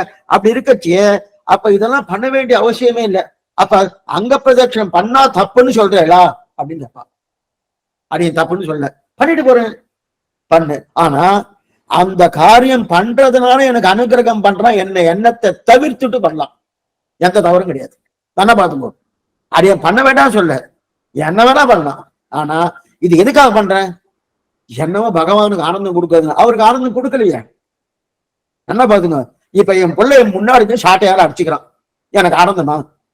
ஆனந்தமா இருந்ததுன்னா நான் தகப்பனாரே கிடையாது. அதே போல அவர் ஆனந்தப்பட்டார்னா அவர் சுவாமியே கிடையாது. ஏன்னா குடல் தூ நமக்கு, அப்ப மற்ற தேவதை பண்ணலினா அவளுக்கு குடல் தூவுக்கு இல்லையே சம்பந்தம். அந்த மாதிரி நவவித சம்பந்தம் இருக்கு நமக்கும் பகவானுக்கும். அவர் பர்த்தா, நாம் பாரியா, அவர் சரீரி, நாம் சரீரம். 9 விதமான சம்பந்தங்கள் இருக்கிறபடியாலே இந்த சம்பந்தம், இந்த மாதிரி 9 விதமான சம்பந்தம் மற்ற தேவதை இருக்கணும் இல்லையே. அப்ப பன்னெண்டு அவசியம் இல்லை. இப்ப புரியத்துக்காக சொன்னேன். இப்ப என் புள்ள சாட்டையார் அடிச்சிருந்தா எனக்கு கோவம் வருது, கோவத்தை மட்டும் இல்ல, வேண்டாண்டா வேண்டாம்னு சொல்றேன். பக்கத்து வீட்டுக்காரர் சொல்லுவாரு, நன்னா அடிச்சுக்கோ என்ன எனக்கு என்ன இருந்தது? அதை போலதான் தேவதாந்திரங்கள். இப்ப அவ அது பண்ண சொல்றான்னா பண்ண சொல்லுவா. இவ வேண்டாம்னு சொல்றான்னா புள்ள, பெத்த புள்ள, பெத்த பாவி விடப்போமோன்னு தெரிவிக்கிறார். அதைத்தான் பிராபகாந்தரம் கூடாது. இதைத்தான் குலசேகர தெரிவிக்கிறார். கதிக்கு பதறி வெங்கானமும் கல்லும் கடலும் எல்லாம் கொதிக்க தவம் செய்யும் கொள்கையற்றேன். பிராபகாந்திரம் கொதிக்கும் தவ செய்தால் அது என்னதான் அந்த கொள்கையற்றன். நான் எதற்காக விட்டேன்? இப்ப சொல்ற எதற்காக விட்டேன்னா, என்னால முடியல சுவாமி, தபஸ்லாம் பண்ண முடியல சுவாமி. கலட்சேபம் கேட்கணும்னாலும் அப்படி ஈஸ்டர்ல சாஞ்சுன்னு கேட்டதான் முடியாது சுவாமி, என்னால முடியல. அப்படி தவறுன்னு சொல்லல, உடம்பு பர்மிட் பண்ணலன்னா என்ன பண்றது? இருக்கட்டும். ஆனா அப்படி இருக்கச்சது என்னால தபஸ் பண்ண முடியுமா, கர்மயோகம் பண்ண முடியுமா, ஞான யோகம் பண்ண முடியுமா அப்படின்னா அதனால விட்டேன் அப்படின்னு ஒருத்தர் சொன்னார். இன்னொருத்தர் சொன்னார், இல்ல சுவாமி, எனக்கு அதை பண்றதுக்கு உண்டான சக்தி எல்லாம் இருக்கு, ஆனா அதுக்குண்டான ஞானம் இல்லை. ஞானம் இல்ல ஒருத்தர் என்ன பண்ண, ஞானம் இருக்கு சக்தி இல்லை அதனால விட்டேன். இன்னொருத்தர் சொன்னார், சக்தி இருக்கு ஞானம் இல்லை அதனால விட்டேன். சரி சுவாமி, இப்ப சக்தி ஞானம் இருக்கு, பண்ணலாம கூடாதா? இப்பதான் இதுக்குதான் பதில் வரணும். சக்தி ஞானம் இருக்கு, நான் பண்ணலாம கூடாதா? இப்ப ராமானுஜருக்கு சக்தி ஞானம் உண்டா இல்லையா? ஆமே இல்லேன்னு என்னமா சுவாமி சொல்லுங்க. நாதமுனிகளுக்கு யோக பிரபாவம் பூர்த்தியா தெரிஞ்ச அவரோட போயிடுது யோகமே. இப்ப யோகம்னா பதஞ்சலி யோகத்தின்படி இப்ப யோகம்னா கிடையாது. பதஞ்சலி யோகத்தின் யோகம் கிடையாது. இப்ப எடுத்துட்டு இருக்கான்னு வச்சுக்க, பதஞ்சலி யோகம் நாதமுனியோடு தின்னு போயிடுத்து. அதுக்கப்புறம் அது குருவை காவலப்பட்ட குரு கொடுத்தார், அதுக்கப்புறம் ஆளவந்தார் பெற்றிருக்கணும் போயிடுத்து. பகவானுக்கு விருப்பம் இல்லை, அந்த நாளே அவரை மறக்கடிச்சு வச்சுட்டார். இருக்கட்டும், அப்படி இருக்க செய்து அப்ப அந்த யோக பிரபாவம் அவருக்கு தெரியுமோனோ, நன்னா பண்ணலாமோனோ. அப்ப அவ ஏன் பண்ணல? அவர் பண்ணாரா? அவரும் சரணாகி தான் பண்ணார், தன்னுடைய முயற்சி பண்ணவே இல்லை. அப்ப எதுக்குன்னா, எதுக்கு சுவாமி, எனக்கு சக்தி இருந்தாலும் பண்ணப்படாதுன்னு தெரியுது, ஞானம் இருந்தாலும் பண்ணப்படாதுன்னு தெரியுது. அப்ப ஏன் பண்ணப்படாது? பிராப்தி இல்லை. அப்படின்னா என்னுடைய சொரூபம் என்ன? சேஷமுடையவன், பாரதந்திர உடையவன். நான் அவன் சேஷி, நான் சேஷபோதன், அவனுக்கு நான் அடிமை. அடிமை பரதந்திரன் என்கிற வந்துட்டாலே அவனாலேயே ரட்சிக்கப்பட வேண்டுங்கிற சந்நிலை வரும். அப்ப அவனாலே ரட்சிக்க வேண்டாம், என் முயற்சி பண்ணாலே என் சொரூபத்துக்கு அது ஏற்புடையது கிடையாது, ஏற்புடையது கிடையாது. என் சொரூபத்துக்கு அதுதான் தெரிவது. பிராபகாந்த பரித்தியாகத்துக்கு அஜ்ஞான அசக்திகள் என்று சொரூப விரோதமே பிரதான ஏத்து பிரலோகச்சார் தெரிவிக்கிறார். ஆச்சரியமான ஸ்ரீசுக்தி. பிராபகாந்திர பரித்தியாகத்துக்கு அப்படின்னா இந்த மாதிரி எத்தையோ பண்ணி இப்ப அதே கோஷ்டிக்குள்ளதான் அங்க பிரதர்ஷனம் வந்துடுறது. இத பண்ற சுவாமி, இது பண்ணா அவருக்கு ஆனந்தம். எங்க சுவாமி ஆனந்தம் வருது? எங்க இப்ப என் பிள்ளை காட்டையால அடிச்சிருந்தானா எனக்கு ஆனந்தம் வந்தா அப்ப பெருமாளுக்கும் ஆனந்தம் வரும். எனக்கு ஆனந்தம் வந்ததுன்னா நான் தகப்பனாரே இல்ல, தகப்பனாரே கிடையாது. அப்ப அவருக்கு ஆனந்தம் வருமா? அவர் மாதா நாராயணக பிதா நாராயணக சொல்லியிருக்க, அவருக்கு என்னமா ஆனந்தம் வரும்? அப்ப பண்றாலே சுவாமி. இப்ப நீங்க சொல்லிட்டு இருக்க பண்றா சாஸ்திரம் சொல்லி இருக்கு. ஏன்னா உனக்கு சக்தி இருக்கு, நீ சட்டு உனக்கு புத்தி வராது. நான் பண்ணணுமே நான் அழுகிற குழந்தைக்கு தானே பால் கொடுக்க முடியும். இதெல்லாம் பேசுவான், நல்லா பேசுவான். அழுகிற குழந்தைக்கு தானே பால் கொடுக்க முடியும். குழந்தை அழவே இல்லைன்னா குழந்தை அழலையே ஏதோ ஆபத்து போட்டுக்குன்னு வாஸ்தவம் உண்மை. இது இல்லைன்னு சொல்லல, இல்லைன்னு சொல்லல. அது போல இது அல்ல, அதை போல இது அல்ல. எல்லாத்தையும் சமர்ப்பிச்சாச்சு. ஏன்னா இன்னைக்கு நான் என்ன பார்த்துட்டு இருக்கேன்னா, சிருஷ்டித்ததுல இருந்து அவர் தான் என்ன பார்த்துட்டு இருக்காரு, அவர் தான் ரட்சிச்சுட்டு இருக்காரு. இன்னமும் இன்னைக்குதான் எனக்கு ஞாபகம் வந்திருக்கு, இன்னைக்கு முன்னாடி வரல. இன்னைக்குதான் என்ன அர்த்தம், பிறந்து 20 வயசுக்கு வந்துட்டா வரல, 21க்கு வந்ததுன்னு என்கிற வந்துடுதுன்னு ஒரு அபிமானத்தோடு சொல்லிட்டு இருக்காங்க. வரதா தெரியாது, சில பேருக்கு 50ல வருது 60ல வருது தெரியாது. எதுவும் சொல்ல வந்தேன்னா அப்படி இருக்க செய்து இன்னமும் நான் பண்ணணும்னு தான் கூடாது. அப்ப என் சொரூபம் திருவங்கத்தை என்ன தெரிவிக்கிறேன்னா, என் சொரூபம் ராமாவுடைய திருவடியை பத்துவது. அவர் சேஷி, நான் சேஷபூதன். அப்ப ராமானுடைய சேஷத்துவம் வேணுமோனோ? அப்படி இருக்கச்சதே என் சொரூபம் ராமன் திருவி பற்றி கிடப்பது. அதற்கு மேல மற்றொன்று பண்ணுவது என் சொரூபத்துக்கு ஏற்றதல்ல, அதனால விட்டேன். எனக்கு சக்தி இல்லைன்றதுனால விடல, அதே நேரத்துல எனக்கு ஞானம் இல்லைன்றதுனால விடல. விட்டது என்ன காரணம்? சக்தி ஞானம் நன்னவே இருக்கு, ஆனா விட்டது என்ன காரணம்? என் சொரூப விருத்தம். அந்த சொரூப விருத்துக்கிறான். அப்ப பாரதந்திர சொரூபத்துக்கு விரோதம் ஆனபடியால் விட்டேன். பிராபகாந்திரம் அக்ஞர்க்கு உபாயம். பிராபகாந்திரம் அக்ஞர்க்கு, அக்ஞர்க்குன்னா ஞானம் இல்லாதவருக்கு, ஞானிகளுக்கு அபாயம். எக்ஸலண்டா எடுத்துக்க. அப்புறம் விரலோகஞ்சி தான் போட்டிருக்காரு. ஞானிகளுக்கு அப்பனா சாமான்யமா பிராபகாந்தம் ஞானிகளுக்கு உபாயம், அக்ஞருக்கு முடியாதுன்னு தான் நினைப்போம். அப்படி அக்ஞன என்னால பண்ண முடியல சுவாமி, அதனால சாமானியம் அப்படிதான் நினைப்போம். ஞானிகளுக்கு உபாயம். அது எப்படி ஞானினா யாரு இந்த இடத்துல? அதான் ஞானம் இருக்கு, சக்தி இருக்கு, என்னால பண்ண முடியும். அப்ப ஞானிகளுக்கு உபாயம், அக்ஞருக்கு முடியாதுன்னு நினைக்கிறோமோ? சுவாமி அதை சொல்லல, அப்படி சொல்லல. இங்க பிரணவகஞ்சியர் என்ன தெரிவிக்கிறாருன்னா, இங்க ஞானிகளுக்கு அபாயம்ன்றாரு. ஞானிகளுக்கு அபாயம், அக்ஞருக்கு உபாயம்ன்றாரு. ஞானிகளுக்கு அபாயம்னா என்ன அர்த்தம்னா, சொரூப ஞானம் வந்தவாளுக்குன்னு அர்த்தம். சொரூப ஞானம் என்ன? அவனாலேயே ரட்சிக்கப்பட வேண்டும், உன்னால் அல்லால் யாவராலும் ஒன்றும் குற வேண்டேன். அதுதான் முக்கியம். பகவான் தான் ரட்சகன், மற்றொரு ரட்சகம் கிடையாது. அகார வாச்சன பகவானுக்கு, மகார வாச்சன ஜீவாத்மா அடிமைன்னு பிரணவம் சொல்றதுன்னு ஓம்காரம் அது இருக்கச்சே, அது தெரிஞ்சதுக்கு அப்புறம் என்ன நான் ரட்சிச்சுக்கிறேன்னு, என் பாட்டை நான் பாத்துக்கிறேன்னு அப்படின்னா அது சொரூப விருத்தமாச்சுன்னு. அப்ப ஞானிகளுக்கு அபாயம். அதத்தான் அது அக்ஞனுக்கு, அக்ஞன்னா அந்த ஞானமே இல்லாத. எந்த ஞானம் இல்ல? சொரூப ஞானம் சேஷத்துவ ஞானம் இல்லாதவாளுக்கு என்னது? அது உபாயமா இருக்கலாம். இப்ப இதுல இருந்து என்ன தெரியுதுன்னா, அப்ப தபஸ் பண்றவா இருக்கா, அப்ப தபஸ் பண்ண சொரூப ஞானம் இல்லாதவான்னு அர்த்தம். சொரூப ஞானமே இல்லாத அர்த்தம் இல்ல, ஞானம் இருக்கிறபடிதான் தபஸுக்கு போயிருக்கா. ஆனா எந்த ஞானம் இல்ல, தன் இயற்கையா இருக்கக்கூடிய சொரூப ஞானம், நான் பகவான கடுமை, நான் பரதந்திரன் எங்க ஞானம் வந்துருத்தனா, இவன் தன் முயற்சி பாப்பானா பண்ண மாட்டான், தன் முயற்சி பண்ணவே மாட்டான். அந்த ஞானம் இல்லாதபடியால நான் பண்ணணும் நான் பண்ணாத்தானே அவர் கொடுப்பார் அப்படின்னு நினைக்கிறேன். அந்த ஞானம் இல்லையேன்னு அர்த்தம். அப்ப அதனால்தான் அப்படி இருக்கக்கூடிய நான் என்ன பண்ண, அவர் திருவடி நாமத்துல அவர் தான் பத்தினார், அதனால அவர் என்னை விடுவாரா? என்னை அவர் விடமாட்டார். அதைத்தான் என்னை விடுமே விடமாட்டார். இது இனி பிற்பாடுன்னு அர்த்தம். கதிக்கு பதறி வெங்கானமும் கல்லும் கடலும் எல்லாம் குதிக்க தவம் செய்து கதைக்கு பரதுவது நம்மிடத்தில் கிடையாது. அப்படின்னா பரமபுருஷார்த்த பதவுவது கிடையாது.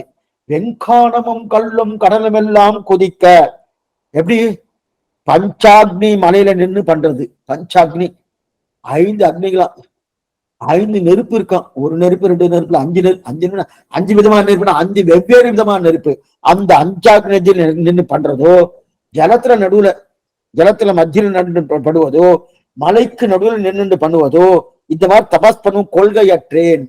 வெண்கானமும் கல்லும் கடலும் எல்லாம் கொதிக்க தவம் செய்யும் கொள்கையற்றேன், தபஸ் பண்ணும் கொள்கையற்றேன். அப்படின்னா என்ன? இந்த மாமிச தேகம் இருக்கணும், இந்த சரீரம் தேகம், இந்த தினம் வாட வாடத்தான் தபஸ் பண்ணும். தபஸ் பண்றான்னா எலும்பு,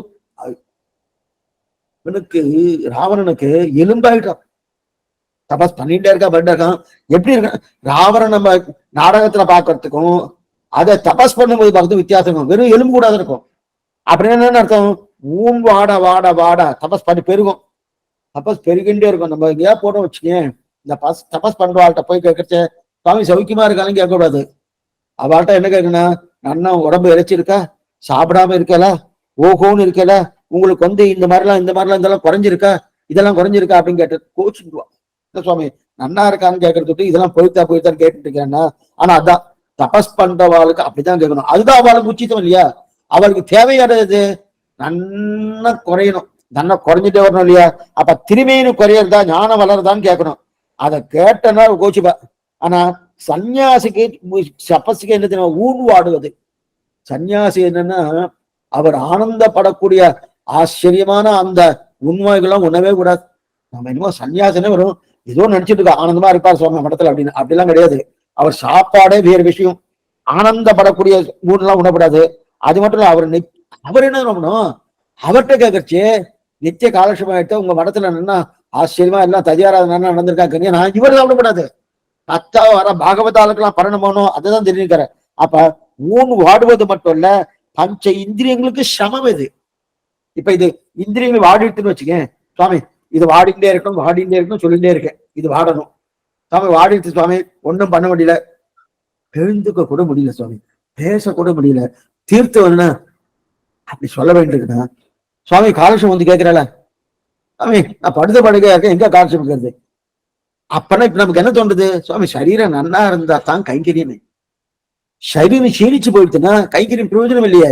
இப்ப புரியறதுக்காக சொல்றேன். இப்ப நமக்கு ஏதோ உடம்புக்கு வந்து ஊத்துன்னு வச்சுக்கேன், அடியேன்னு வரப்போறது இல்லை, நீங்களும் வரப்போறது இல்லை. சுவாமி இன்னைக்கு கேன்சர்னு சொல்லிடுவேன், நீங்க என்ன முடியல சுவாமி என்ன பண்றது அப்படின்னு. அப்ப சரீரம் நல்லா இருக்கணுமோ? சரீரம் ஆத்தியம் கரு தர்மசாதனம் சொல்லியிருக்கு. சரீரம் நல்லா இருக்கணும். அப்ப ஊன்வாட சரீரம் போகணும் சொல்லியிருக்காருன்னா எந்த அளவுக்கு இருக்கணுமோ அந்த அளவுக்கு இருக்கணும். அதுக்குன்னு பூர்த்தியா போக கூட நம்ம என்ன பண்றோம்? 4 வேளை 5 வேளை கூட ஆயிடுச்சு, 5 வேளை சாப்பிடுறோமோ அது கூடாது. அப்ப அந்த மாதிரி கூட வாழ்க்கை எதையும் கொடுக்க மாட்டேன் அப்படின்னு 5 புலன்கள் நொந்து போக வைக்கணுமா?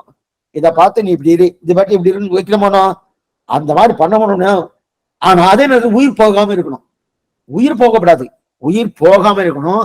அதே நேரத்துல 5 இந்திரியங்கள் நொந்து போற அளவுக்கு இருக்கணும். உயிர் போயிடுச்சுன்னு வச்சுக்கணும், பண்றதுக்கு வழியே இல்லையே. அதனால ஊன்வாட கொண்டே இருக்கணும், ஆனால் உயிர் போகிறது. புலனைந்தும் நொந்து போய் தவம் செய்ய வேண்டாம். இது இத்தனையும் பண்ணினால் பெரும்பெருமானை சேவிக்க எப்ப பாசனம் சேவிக்க? சனிசுவாமி போயிடுச்சுட்டோமே, ஊன்வாடு எடுத்து எல்லாம் போயிடுத்து ஒன்னும் சாப்பிடல, இதுவும் பண்ணல. சில பேர்லாம் விரதம்னு ஒவ்வொன்று இருந்திருப்பா. வெள்ளிக்கிழமை விரதம், சனிக்கிழமை விரதம், திருவோண விரதம், ஏகாதசி விரதம், இந்த விரதம் என்னென்ன வச்சுட்டு இருப்பா. அநேகமா அவளுக்கு 365 நாள்ல 300 நாள் விரதமே வச்சுட்டு இருப்பா. அதே தீயதுன்னு சொல்லல. அதே நேரத்துல பகவத் கைங்கரியத்துக்கும் பாகவத கைங்கரியத்துக்கும் ஆச்சாரிய கைங்கரியத்துக்கும் இந்த சரீரம் வேணும். நல்லா பாத்துங்க, இந்த சரீரம் வேணும். சரீரம் இல்லைன்னா கைங்கரியம் பண்ண முடியாது. நல்லா பாருங்க, சரீரம் கைங்கரியம் பண்ண முடியுமா? பண்ணவே முடியாது.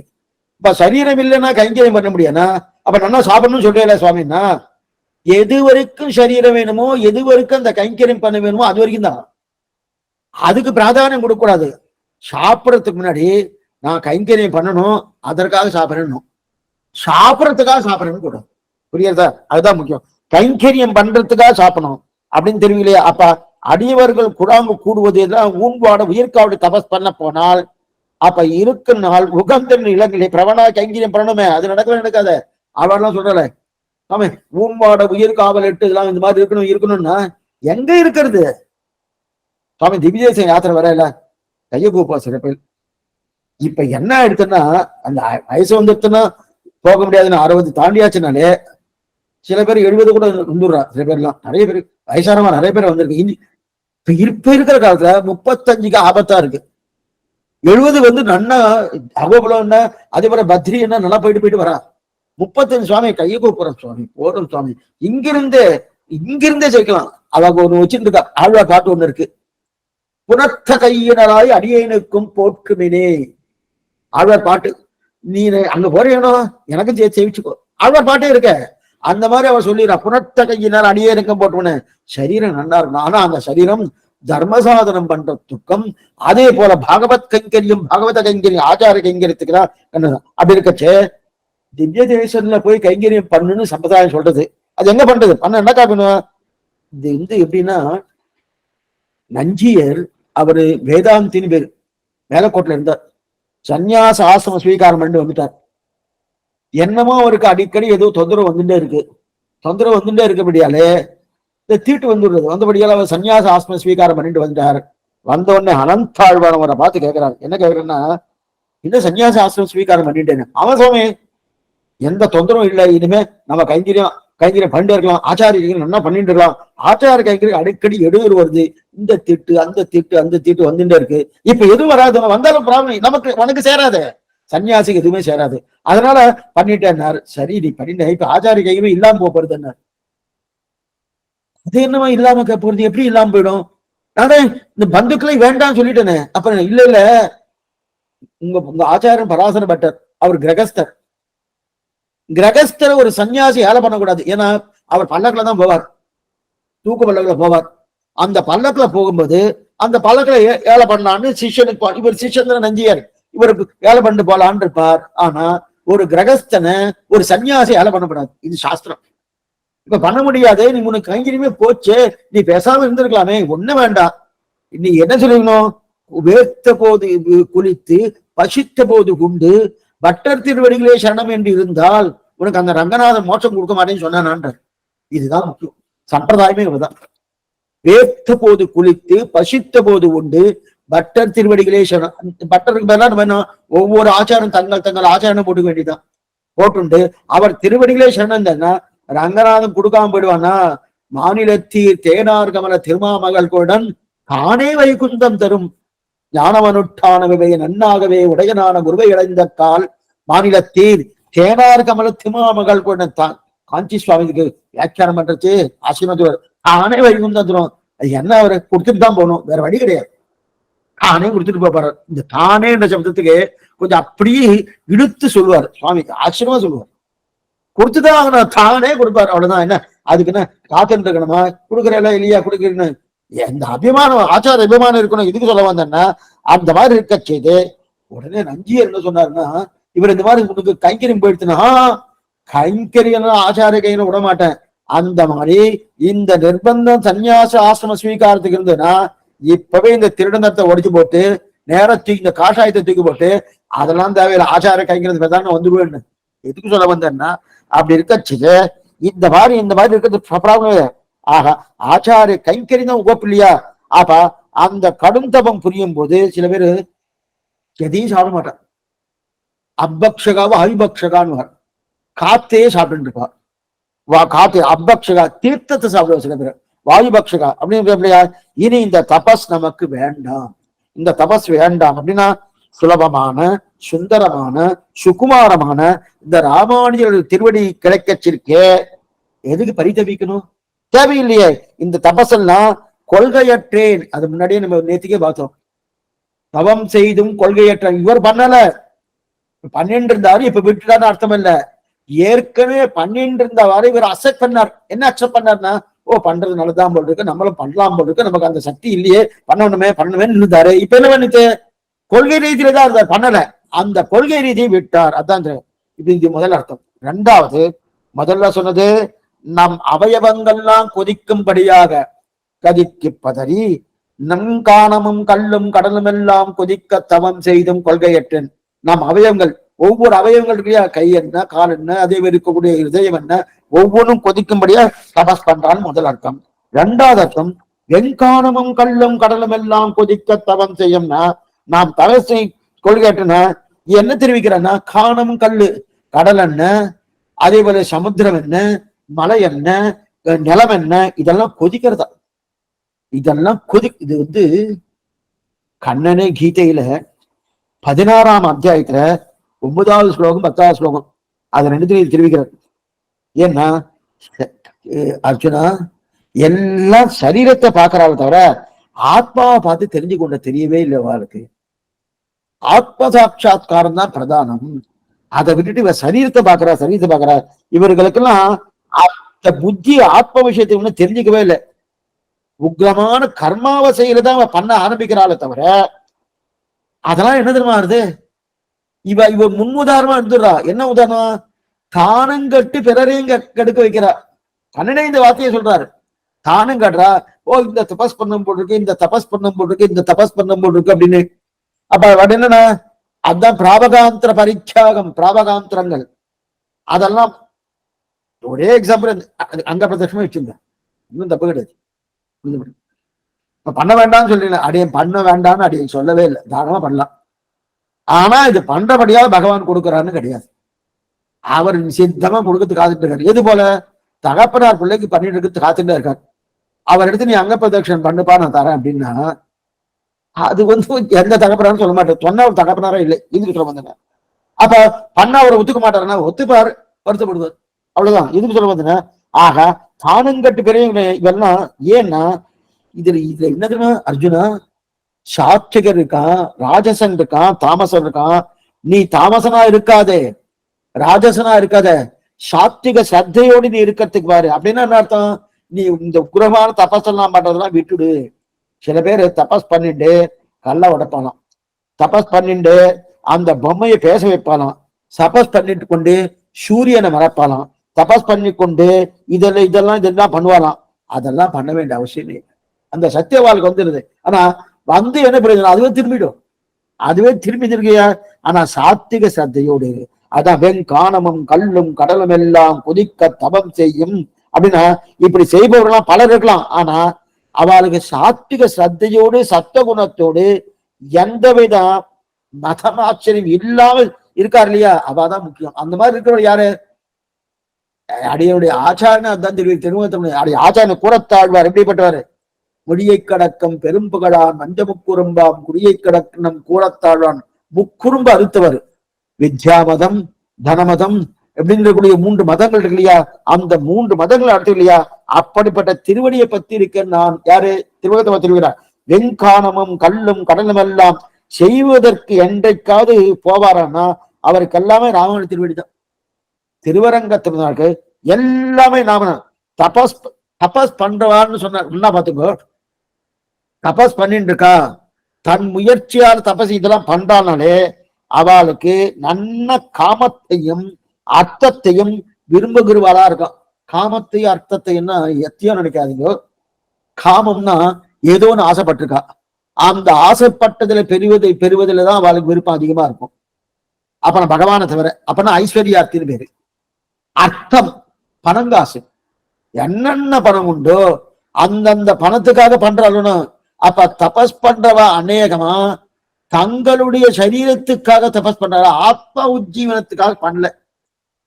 எப்ப ஆத்ம உஜ்ஜீவனத்துக்காக பண்ணலையோ அவன் தாமசன், ராஜசன், அவன் சாத்விகனே கிடையாது. நல்ல அர்ஜுனனே தெரிவிக்கிறார் 16ஆம் அத்தியாயத்துல ஆசிரமத்தில், அவன் சாத்விகனே தெரியாது கிடையாது. ஆனா தபஸ் பண்றவங்களுக்கு நான் மோட்சமே கொடுக்கறதே இல்லை அர்ஜுனா அப்படின்னா. அப்ப தபஸ் பண்ணி மோட்சம் யாருக்கும் போகலையா சுவாமின்னா? யாரோ சிலர் போயிருக்கா, போகிறதுக்கு போகலன்னு சொல்ல முடியுது. ஆனா அவ கொஞ்சம் சாத்விக சிரத்தையோடு இப்படி பண்ணி நான் மோட்சத்துக்கு வரும் போயிட்டு இருக்கேன். ஆனா அநேகமா அதை ஒத்துக்கொள்ள விஷயம் பகவான் ஒத்துக்கிறது இல்லை. தபஸ் பண்ணி மோட்சம் வர வேண்டாம் அப்படின்னாரு. சரி சுவாமி, அப்புறம் நான் ஒன்று பண்றேனே, காமத்துக்காக தபஸ் பண்ண வேண்டாம், பொருள் ஈட்டுவதற்காக தபஸ் பண்ண வேண்டாம், நான் மோட்சத்துக்காக தபஸ் பண்ணலாம் போனோம். அது எனக்காக இல்லையா, ஆத்மாவுக்காக தானே. இப்ப நல்லா பார்த்துக்கோ. ஏன்னா இந்த கேள்வி நமக்குள்ளேயே வரும். சரி சுவாமி, எத்தையோ ஐஸ்வர்யாத்தையா தபஸ் பண்ணக்கூடாது அப்படின்னா, ஐஸ்வர்யம் எனக்கு இந்த பொருள் வேணும், அந்த பொருள் வேணும், இவாளை அடையணும், அவளை அடையணும், இந்த சொத்தை அடையணும், இந்த சொத்தை அடையணும் இருக்கணும். அதெல்லாம் காமத்துக்கும் அர்த்தம்னா பொருள் அடைவது. காமத்துக்கும் அர்த்தத்துக்காக தபஸ் பண்ணக்கூடாது, ஒத்துக்கிறேன், வாஸ்தவம் தான். ஏன்னா அது சரீரத்தோட அச்சித்தனுபவம் தானே தவிர அது சித்தான ஆத்மானுபவத்துக்காக இல்லை. அப்ப நான் ஆத்மா பார்த்துட்டேன். இந்த ஆத்ம உஜ்ஜீவனது பகவானுக்கு அனுபவிச்சது பிரீத்திகார கைங்கரியம் பண்றது.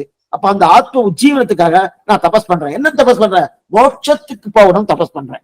பண்ணலாமா கூடாதா? பண்ணலாமா கூடாது? மோட்சம் தபஸ் பண்ணனா தபஸ் பண்ண தேவை இல்லைன்னு நான் சொல்லிட்டு இருக்கேன். அர்ஜுன் சொல்லிட்டு இருக்கா கண்ணன். தபஸ் பண்ண தேவை இல்லைன்னா மோட்சத்துக்கு போகணும்னா என் திருவடியில பத்து சர்வதன் நான் பரித்திய மாமேகம் சர்வே, என் திருவடியை பத்து அப்படின்னு தான் சொன்னேனே தவிர நீ மோட்சத்துக்கு போறது எதுக்காக தபஸ் பண்ற? தபஸ் பண்ண வேண்டிய அவசியமே இல்லையே. ஏன் அவசியம் இல்லைன்னா நீ என் சொத்து, இந்த சொத்தை அடைவதில் எனக்கு ஆனந்தம், உனக்கு இல்ல.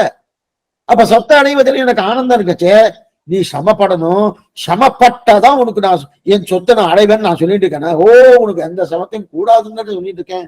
அப்படி இருக்கச்சு அதை பண்ண வேண்டாம் தான். வெங்கானமும் கல்லும் கடலும் எல்லாம் கொடுக்க தவம் செய்வது கிடையாது. ஆக இவர்கள்லாம் எதை பிடிச்சு கொள்ளாதோ அதை பிடிச்சுட்டு இருக்கா அர்ஜுனா. எதை பிடிச்சுக்க கூடாதோ அதை பிடிச்சுட்டு இருக்கா. ஆனா தபஸ் பண்றவன் என்ன சொல்ற, கொல்லி தாங்களும் கெட்டு உலகத்தை அரங்கிற தாங்க. சில பேர்லாம் சில கெட்ட நடத்தைக்கு எடுத்துக்காட்டா இருப்பான். கெட்ட நடத்தைக்கு எடுத்து. அதனால்தான் ஸ்ரீ வைஷ்ணவா கொள்ள யாரு அக்ரேசனா இருக்காரோ, அக்ரேசனா யார் கொஞ்சம் சில கோஷ்டிலாம் இருக்குமோனா அந்த கோஷ்டி இவர் தலைவர் இவர் தலைவர் இவர் தலைவர்னு சொல்லுவா. தவறு கிடையாது. ஆனா அவர் சரியான முறையில இருக்கணும். முன்னோரு மொழிந்த முறைகள் தப்பாம இருக்கணும். ஆச்சார அனுஷ்டானத்தை பின்பற்றவரா இருக்கணும். ஆச்சார அபிமானம் பூர்த்தியா இருக்கிறதா இருக்கணும். ஆழ்வார் ஆச்சாரத்துல பிராபண்யம் இருக்கணும். இதெல்லாம் விட்டு நான் அப்படின்னா அது முன்னுதாரணம் ஆயிடும். அதுதான் என்ன தருவாரு, இது மாதிரி பண்ணக்கூடாது, உனக்கு முன்னுதாரணம் இருந்துருவா, அது மாதிரி கூடாது. அப்பனா லோக சங்கரகமே வாப்பி, லோகத்துல உன்னை அடிவுத்தி வேலையா, அதனால கூடாது. அதனால அர்ஜுனா நீ ரஜோ குணத்தோடு இருக்காத, தமோ குணத்தோடு இருக்காத. அதெல்லாம் இந்த மாதிரி தபஸ் பண்றவரோட வியாபாரமே என்ன தெரியுமா? ரஜோ குணத்தோடு பண்றது, தமோ குணத்தோடு பண்றது. ஆனா நீ சத்துவகுணத்தோடு இருப்பாய்ன்னு உபதேசிக்கிறான் 16வது அத்தியாயத்துல. அடுத்து சொல்றார், சரி சுவாமி. அடுத்து அன்றைக்கே இன்னொரு அன்றைக்கு வெங்கானமும் கல்லும் கடல் எல்லாம் கொதிக்க தபம் செய்யும் கொள்கேட்டேன் என்றது நிறைய சாஸ்திர வாக்கியங்கள் எடுத்திருக்கார். 1 2 இல்ல, நிறைய சாஸ்திர வாக்கியம். ஸ்ரீராமாயண ஸ்லோகம் என்ன, அதே போல இருக்கக்கூடிய ஆச்சரியமா கீதை என்ன, நிறைய சாஸ்திர வாக்கியம் எடுத்து உதாகரிச்சுக்க. அதற்கு மேல உதாகரித்து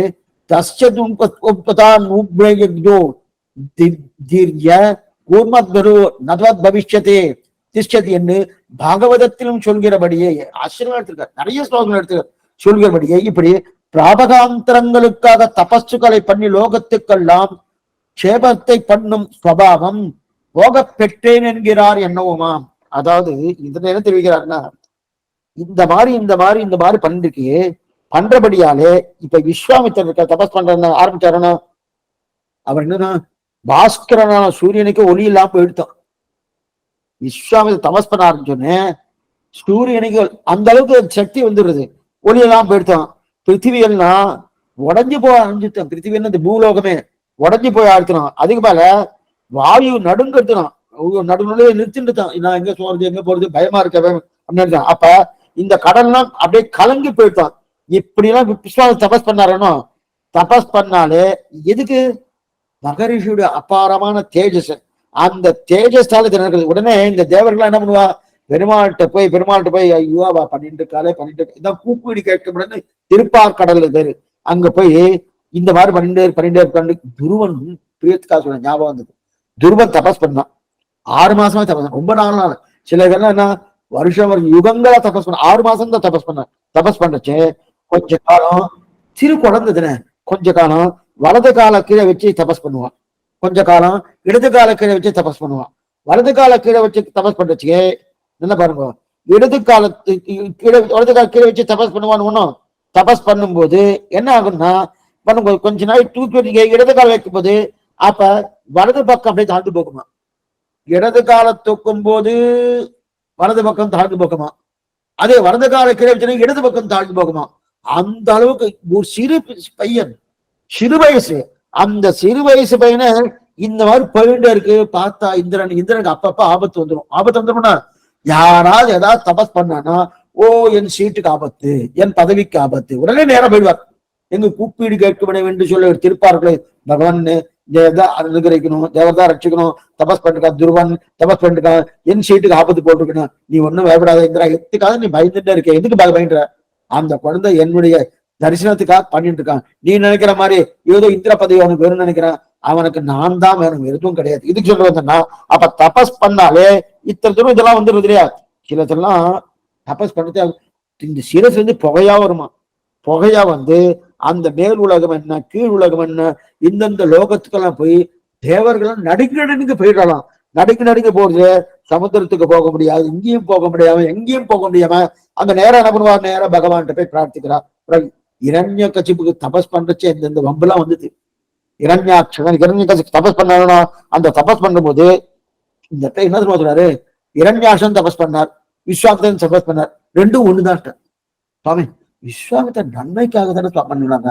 இருந்தாலும் அந்த தபஸ் கூடாது கூடாதுன்னு அப்படின்னா ஒன்னும் பெரிய வித்தியாசம் இல்லை அப்படின்னாரு. ரெண்டு பேரும் ஒரே இதுதான். அப்ப என்ன பண்ணோம், ராமானுடைய திருவடி நிழல் தான் தபஸ். திணீகித விரிஞ்சாதி நிரங்குச்ச விபூதயகா ராமானுஜ பதாம் போய சமாஸ்திரேன சாலினகா அந்த திருவடி நிழல்ல கடந்தோம்னா அதுவே போகும். அப்ப பிராப்தியாந்திர சம்பந்தம் போயிடுத்து என்று சொல்லலாம். அப்படின்னு என்ன, அந்த ஆச்சாரியன் திருவடியை பத்துவதற்கு என் முயற்சியாக எத்தையோ பண்ணலாம்னா அதுக்குதான் பிராப்தியாந்திர சம்பந்தம். அந்த தபஸ் எல்லாம் கூடாதுன்னு. சரி சுவாமி, இதெல்லாம் சொல்லிட்டு இருக்கேன். இப்ப தபஸ் பண்ற அளவுக்கு யாருக்கு சுவாமி சக்தி இருக்கு? இப்ப இத்த சொல்லிட்டு இருக்கேன், வாஸ்தவம் தான். தபஸ் பண்ற அளவுக்கு யாருக்கு சக்தி இருக்கு? ஒருத்தருக்கு சக்தி இல்லையேனும். அப்ப சொல்ல வேண்டாமே. நீங்க என்ன சொல்லிக்கணும், நீங்க அங்க பிரதட்சணம் வேணா சொல்லிக்கோங்க, இல்ல தலையில கொட்டிக்கிறது வேணா சொல்லிக்கோங்க, அத்த வேணா சொல்லிக்கோங்க சாமி. அதை விட்டுட்டு இதை புரிஞ்சுக்கிறேன்னா அன்னைக்கு இப்படிதான் இருந்தா. இந்த கந்தம் 1000 வருஷத்துக்கு முன்னாடி அன்னைக்கு இப்படிதான் இருந்தா. அதைத்தான் இங்க தெரிவிக்கிறது. ரெண்டாவது, நம்ம தபஸ்னா என்ன தெரியுமா அர்த்தம்? உட்கார்ந்து அக்னிக்கு முன்னாடி உட்கார்ந்து அப்படியே யாகம் பண்றது, உட்கார்ந்து அப்படியே ஜபம் பண்றது அப்படின்னு சொன்னோம்னோ அதை மட்டும் தபஸ்ன்னு சொல்லல. அதெல்லாம் சமம். இன்னைக்கு கஷ்டம்தான். தபஸ்ன்னு அதுவும் சொல்லல. இப்ப புரியத்துக்கு ஒரே விஷயம் சொல்றேன். நான் உட்கார்ந்துட்டு நான் பகவான தியானம் பண்ணணுமனோ, நான் பகவான அதுவே ஆச்சாரம் திருவடி பத்தணுமனோ, ஆச்சாரம் திருவடி பத்தணும், ஆச்சாரம் திருவடி பத்தணும், இந்த காரியம் முடிச்சுட்டு அந்த காரியம் முடிக்க திருவடி பட்டணும், திருவடி பட்டு அவர் எனக்கு கிடைக்க போறார், ஓ நான் பண்ணணும், அதுவே தபஸ். தபஸ்னா எத்தியம் நினைக்காதீங்க. அந்த தபஸ் இது வரைக்கும் சொன்ன அர்த்தம் அது. ஆனா அந்த அர்த்தம் தான் பிரதானமா எடுத்திருக்காரு. ஆனா தபஸ்னா என் முயற்சின்னு வந்துட்டாரு. ஸ்வரக்ஷனே சுவாம்பயம் ஒழிகை, அதான் ரொம்ப முக்கியம். என் முயற்சியை விட்டு விடணும். அதுவும் ஆச்சார விஷயத்துல என் முயற்சி ஒரு துளிவு கூட வரக்கூடாது. என் முயற்சி இருந்தாலே தபஸ்ன்னு பேர். நான் பண்ணணும் சுவாமி, நான் பண்ணணும், நான் தானே சுவாமி பண்ணணும் அப்படின்னாரு. அங்கதான் தபஸ்ன்னு பேர். அந்த தபஸ் தான். அப்ப பிராபகாந்திர சம்பந்தம் போயிடுச்சுன்னு சொல்லலாம். ஏன்னா இவர்கள்னா பிராப்தியாந்திரத்துக்காக பண்ணினார்கள். இவர்கள் என்ன நல்லா பாத்துக்கோ, அவெல்லாம் யார் பண்ணா தபஸ் பண்ணுனா மோட்சத்துக்காக இல்ல. இந்த லோகத்துல நன்னா பொருளும் சொத்தும் சேர்த்து வாழணும், எல்லாரும் என்ன மதிக்கணும், நிறைய பொருள் கிடைக்கணும், எனக்கு நிறைய சொத்து கிடைக்கணும், ஓஹோன்னு நான் இருக்கணும், நான் நல்லா ஆரோக்கியமா இருக்கணும், இதெல்லாம் இருக்கணும். அதற்காக தான் அவன் தபஸ் பண்ண, மோட்சம் போவது கிடையாது. அப்ப என்னன்னா காமத்துக்கும் அர்த்தத்துக்கும் பண்ணினார் இல்லையா. இதெல்லாம் எதுக்கு? ராமானுஜருடைய திருவடி கிடைச்சித்தன்னா அந்த பிரம்ம பதவியை கொண்டு கொடுத்தாலும் புல்லுக்கு சமானம் சொன்னதுக்கு அப்புறம் இதெல்லாம் என்ன மாத்திரம். அப்ப இதற்காக பண்ண போவதுக்கு மேலும் மோட்சாந்துக்காக பண்ணலாமா? அதுவும் கிடையாது. ராமானுஜருடைய திருவடி கிடைச்சதுக்கு அப்புறம் மோட்சம் என்ன மோட்சம்? அந்த மோட்சமும் வேண்டாம். அந்த திருவடியே போரும், திருவடியே போறோம், மத்த எதுவுமே கிடையாது. அவர் திருவடி கிடைச்சுன்னா அந்த திருவடியே மோட்சத்தை கொடுக்கும், மற்றொன்றை கொடுக்க போறது. திருவடியே மோட்சம் கொடுக்க. ஆக அப்படிப்பட்ட நிலையை விட்டேன் அப்படின்னு என்ன, கதிக்கு பதறி வெங்கானமும் கல்லும் கடலும் எல்லாம் கொதிக்க தவம் செய்யும் கொள்கையற்றேன். அப்படிப்பட்ட கொள்கைன்னா இவர் பண்ணவே இல்லை. ஆனா ஏற்கனவே சாஸ்திரம் சொல்லிச்சுன்னு பண்ணிட்டு இருக்கா இல்லையா, அதெல்லாம் இவர் ஒத்து விட்டாரு. பரவாயில்ல, பண்ணலாம் போட்டு அப்படின்னு. ஆனா இப்ப என்ன, அந்த ஒத்துண்ட ஒரு கருத்தை தவறது, சாஸ்திர விரோதம் இல்லை, சொரூப விரோதம் அப்படின்ட்டு அத கொள்கையற்றேன். அப்புறம் என்ன, கொல்லிக்காவல் சொல் பதிக்கும் கலைக்க விவாடம். ராமானுஜ சம்பந்தம் யாருக்குன்னா அந்த கொல்லிக்காவல் என்று சொல்லக்கூடிய குலசேகர ஆழ்வாருடைய பெரிய திருமொழி, பெருமாள் திருமொழி யாரெல்லாம் சேவிக்கிறார்களோ அந்த பெரியோர்கள் இருக்கலையா, அந்த பெரியோர்களுடைய திருவடி சம்பந்தம். அந்த திருவடியை போற்றுபவர் சுவாமி ராமானுஜர். கொல்லி காவலன் சொல் பதிக்கும் கலைக்கவி பாடும் பெரியவர் பாதங்களே துதிக்கும் பாருங்கோ, பாதங்களே பாதங்களை துதிக்கும் பரமன்னா அவர் பாதங்கள், இவர் பாதங்கள், அவர் பாதங்கள் யாரும் கூட சேர்த்துக்கலாம். பாதங்களேன ஏவகாரம்.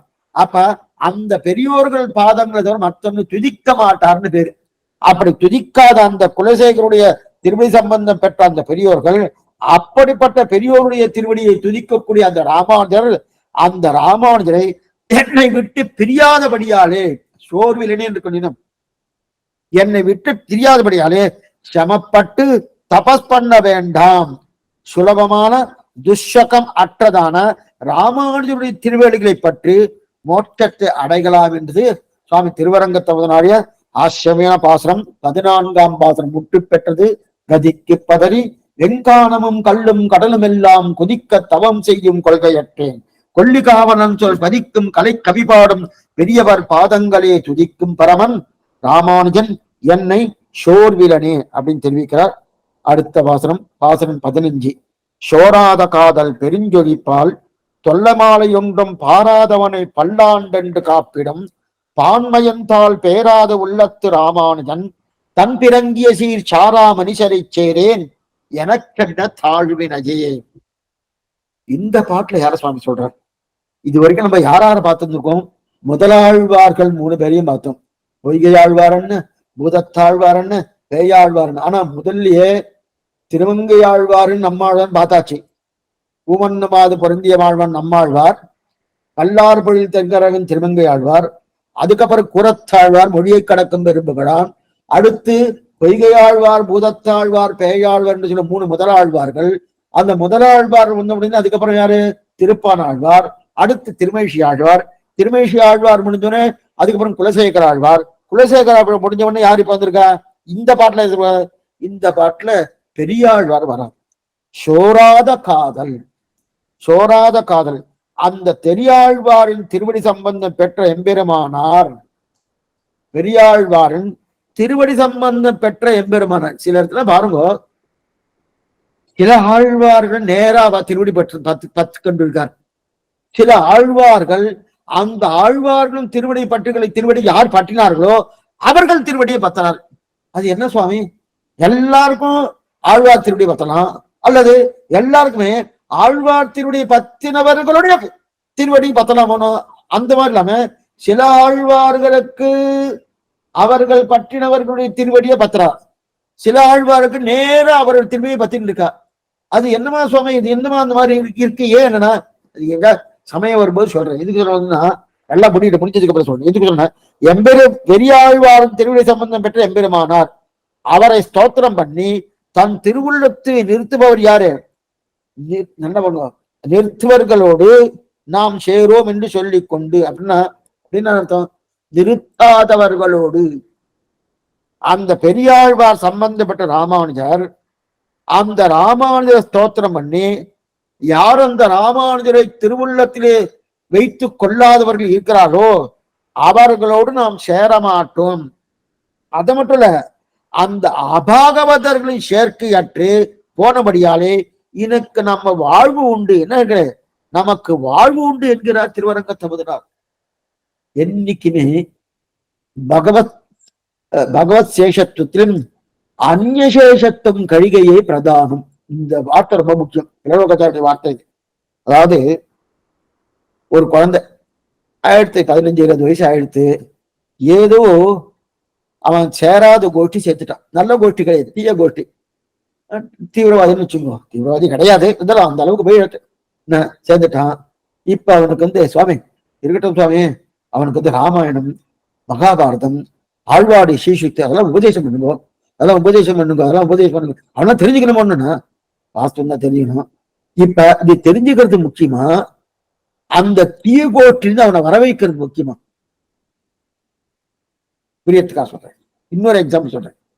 ஒரு குழந்தைக்கு நாளைக்கு பரீட்சை. அந்த குழந்தை 5ஆம் வகுப்பு படிக்கிறது. நாளைக்கு பரீட்சை. என்னவோ தெரியல, அந்த குழந்தைக்கு ஜுரம் வந்துடுச்சு, அபாரமான ஜுரம். எழுந்து உட்கார முடியல, ஒரு மாதிரி ஊங்கொட்டின்னு இருக்கு, ஒண்ணுமே பண்ண முடியல. உடனே இந்த தகப்பனார் என்ன பண்ணார்? என்ன சுவாமி, நாளைக்கு பரீட்சை, 5ஆம் வகுப்பு, பரீட்சைக்கு போனா 1 வருஷம் போயிடும், அதுக்கப்புறம் இங்கே தான் இருக்கணும், 1 வருஷம் வேஸ்டா போயிடும். அதனால ஜுரம் வந்தாலும் பரவாயில்ல, பிராணம் போறாலும் பரவாயில்ல, நீ பரீட்சை எழுதுன்னு சொல்லுவாரா? சொல்ல மாட்டார். என்ன பண்ணுவாரு? இங்கே இருப்பா, ஒரு வருஷமா, நான் 2 வருஷம் ஆனாலும் பரவாயில்ல, எனக்கு உன்னுடைய பிராணம் முக்கியம், அங்க போறது முக்கியம், நான் போய் பரீட்சை எழுதுறது முக்கியம், ஒரு வருஷம் ஆனா போட்டணும், எனக்கு நீ முக்கியம் சொல்லுவாரோ. அதே போல இப்ப அந்த குழந்தை தூர்த்த கோஷ்டி ஏதோ கட்ட சகவாசம் போயிடுத்துக்கு, அங்கிருந்து வருவது முக்கியமா, நான் இந்த 4000 திவ்ய பிரபந்த சொல்லி கொடுக்கறது முக்கியமா? நான் சுவாமி அது பின்னாடி கூட சொல்லிக்கலாம், அது ஒண்ணும் கட்டமே இல்லை. முதல்ல கட்ட சகவாசம் ஒழிக்கணும். அதைத்தான் இந்த பாட்டில தெரிவிக்கிறோம். அப்புறம் என்ன? அந்த பெரியாழ்வார் திருவடி சம்பந்தம் பெற்றவர் சுவாமி எம்பெருமானார். அந்த எம்பெருமானாருடைய திருவடி சம்பந்தம் பெறாதவர்கள் யாரார் இருக்கிறார்களோ அவர்களோடு நாங்க சேர மாட்டோம். அப்ப நம்ம என்ன பண்ணுவோம்? ஜாகிரதையா உய்ய ஒரே வழி உடையவர் திருவடியில் நன்னா அவர் திருவடி தவிர மற்றது கிடையாது இருக்கணும். சேர மாட்டேன்ட்டாரு. சேர மாட்டோம்.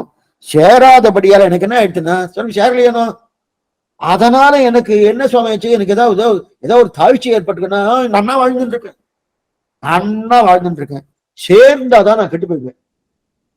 என்னைக்குமே அநேகமா நன்னா பாருங்க, பெரியவா நிறைய பேர் இருப்பா, இந்த குழந்தைகள்லாம் வளர்க்கிறாரோ, அதை வளர்க்கச்சு அந்த குழந்தைக்கு 12 வயசுல இருந்து இந்த 16 வயசு இருக்கு இல்லையா, அதுதான் முக்கியமான தருணம். அந்த தருணத்துலதான் அவளுடைய கூட்டு சேர்க்கை நம்ம அப்படியே பார்த்துட்டே இருக்கணும். கூட்டு அவ மேல சந்தேகப்படப்படாது, ஆனா சரியான முறையில. அதனால்தான் நல்ல பள்ளிக்கூடத்துல சேர்க்கணும், நல்ல சகவாசம் இருக்கணும். நல்ல சகவாசம்னா சுத்தி இருக்கக்கூடிய சகவாசம் நல்லா இருக்கணும். அதே போல பள்ளிக்கூடத்துல நல்ல சகவாசம் இருக்கணும். அதே நேரத்துல முக்கியமா தாயார் தகப்பனாருக்கு நல்ல சகவாசம் இருக்கணும், அதுவும் இருக்கணுமா. நான் உட்காந்து டிவி பார்த்துட்டே இருப்பேன், நீ படிச்சுட்டே இருக்கான்னா அது படிக்காது.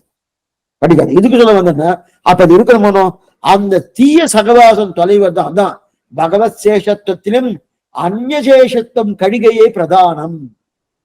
அப்பனா நான் பகவான் நான் ஒத்துக்கல, ஆனா எங்கேயோ போயிட்டு எங்கோ தேவதாந்திர சம்பந்தம்லாம் இருக்கு, ஆனா பகவான்கிட்ட வரல.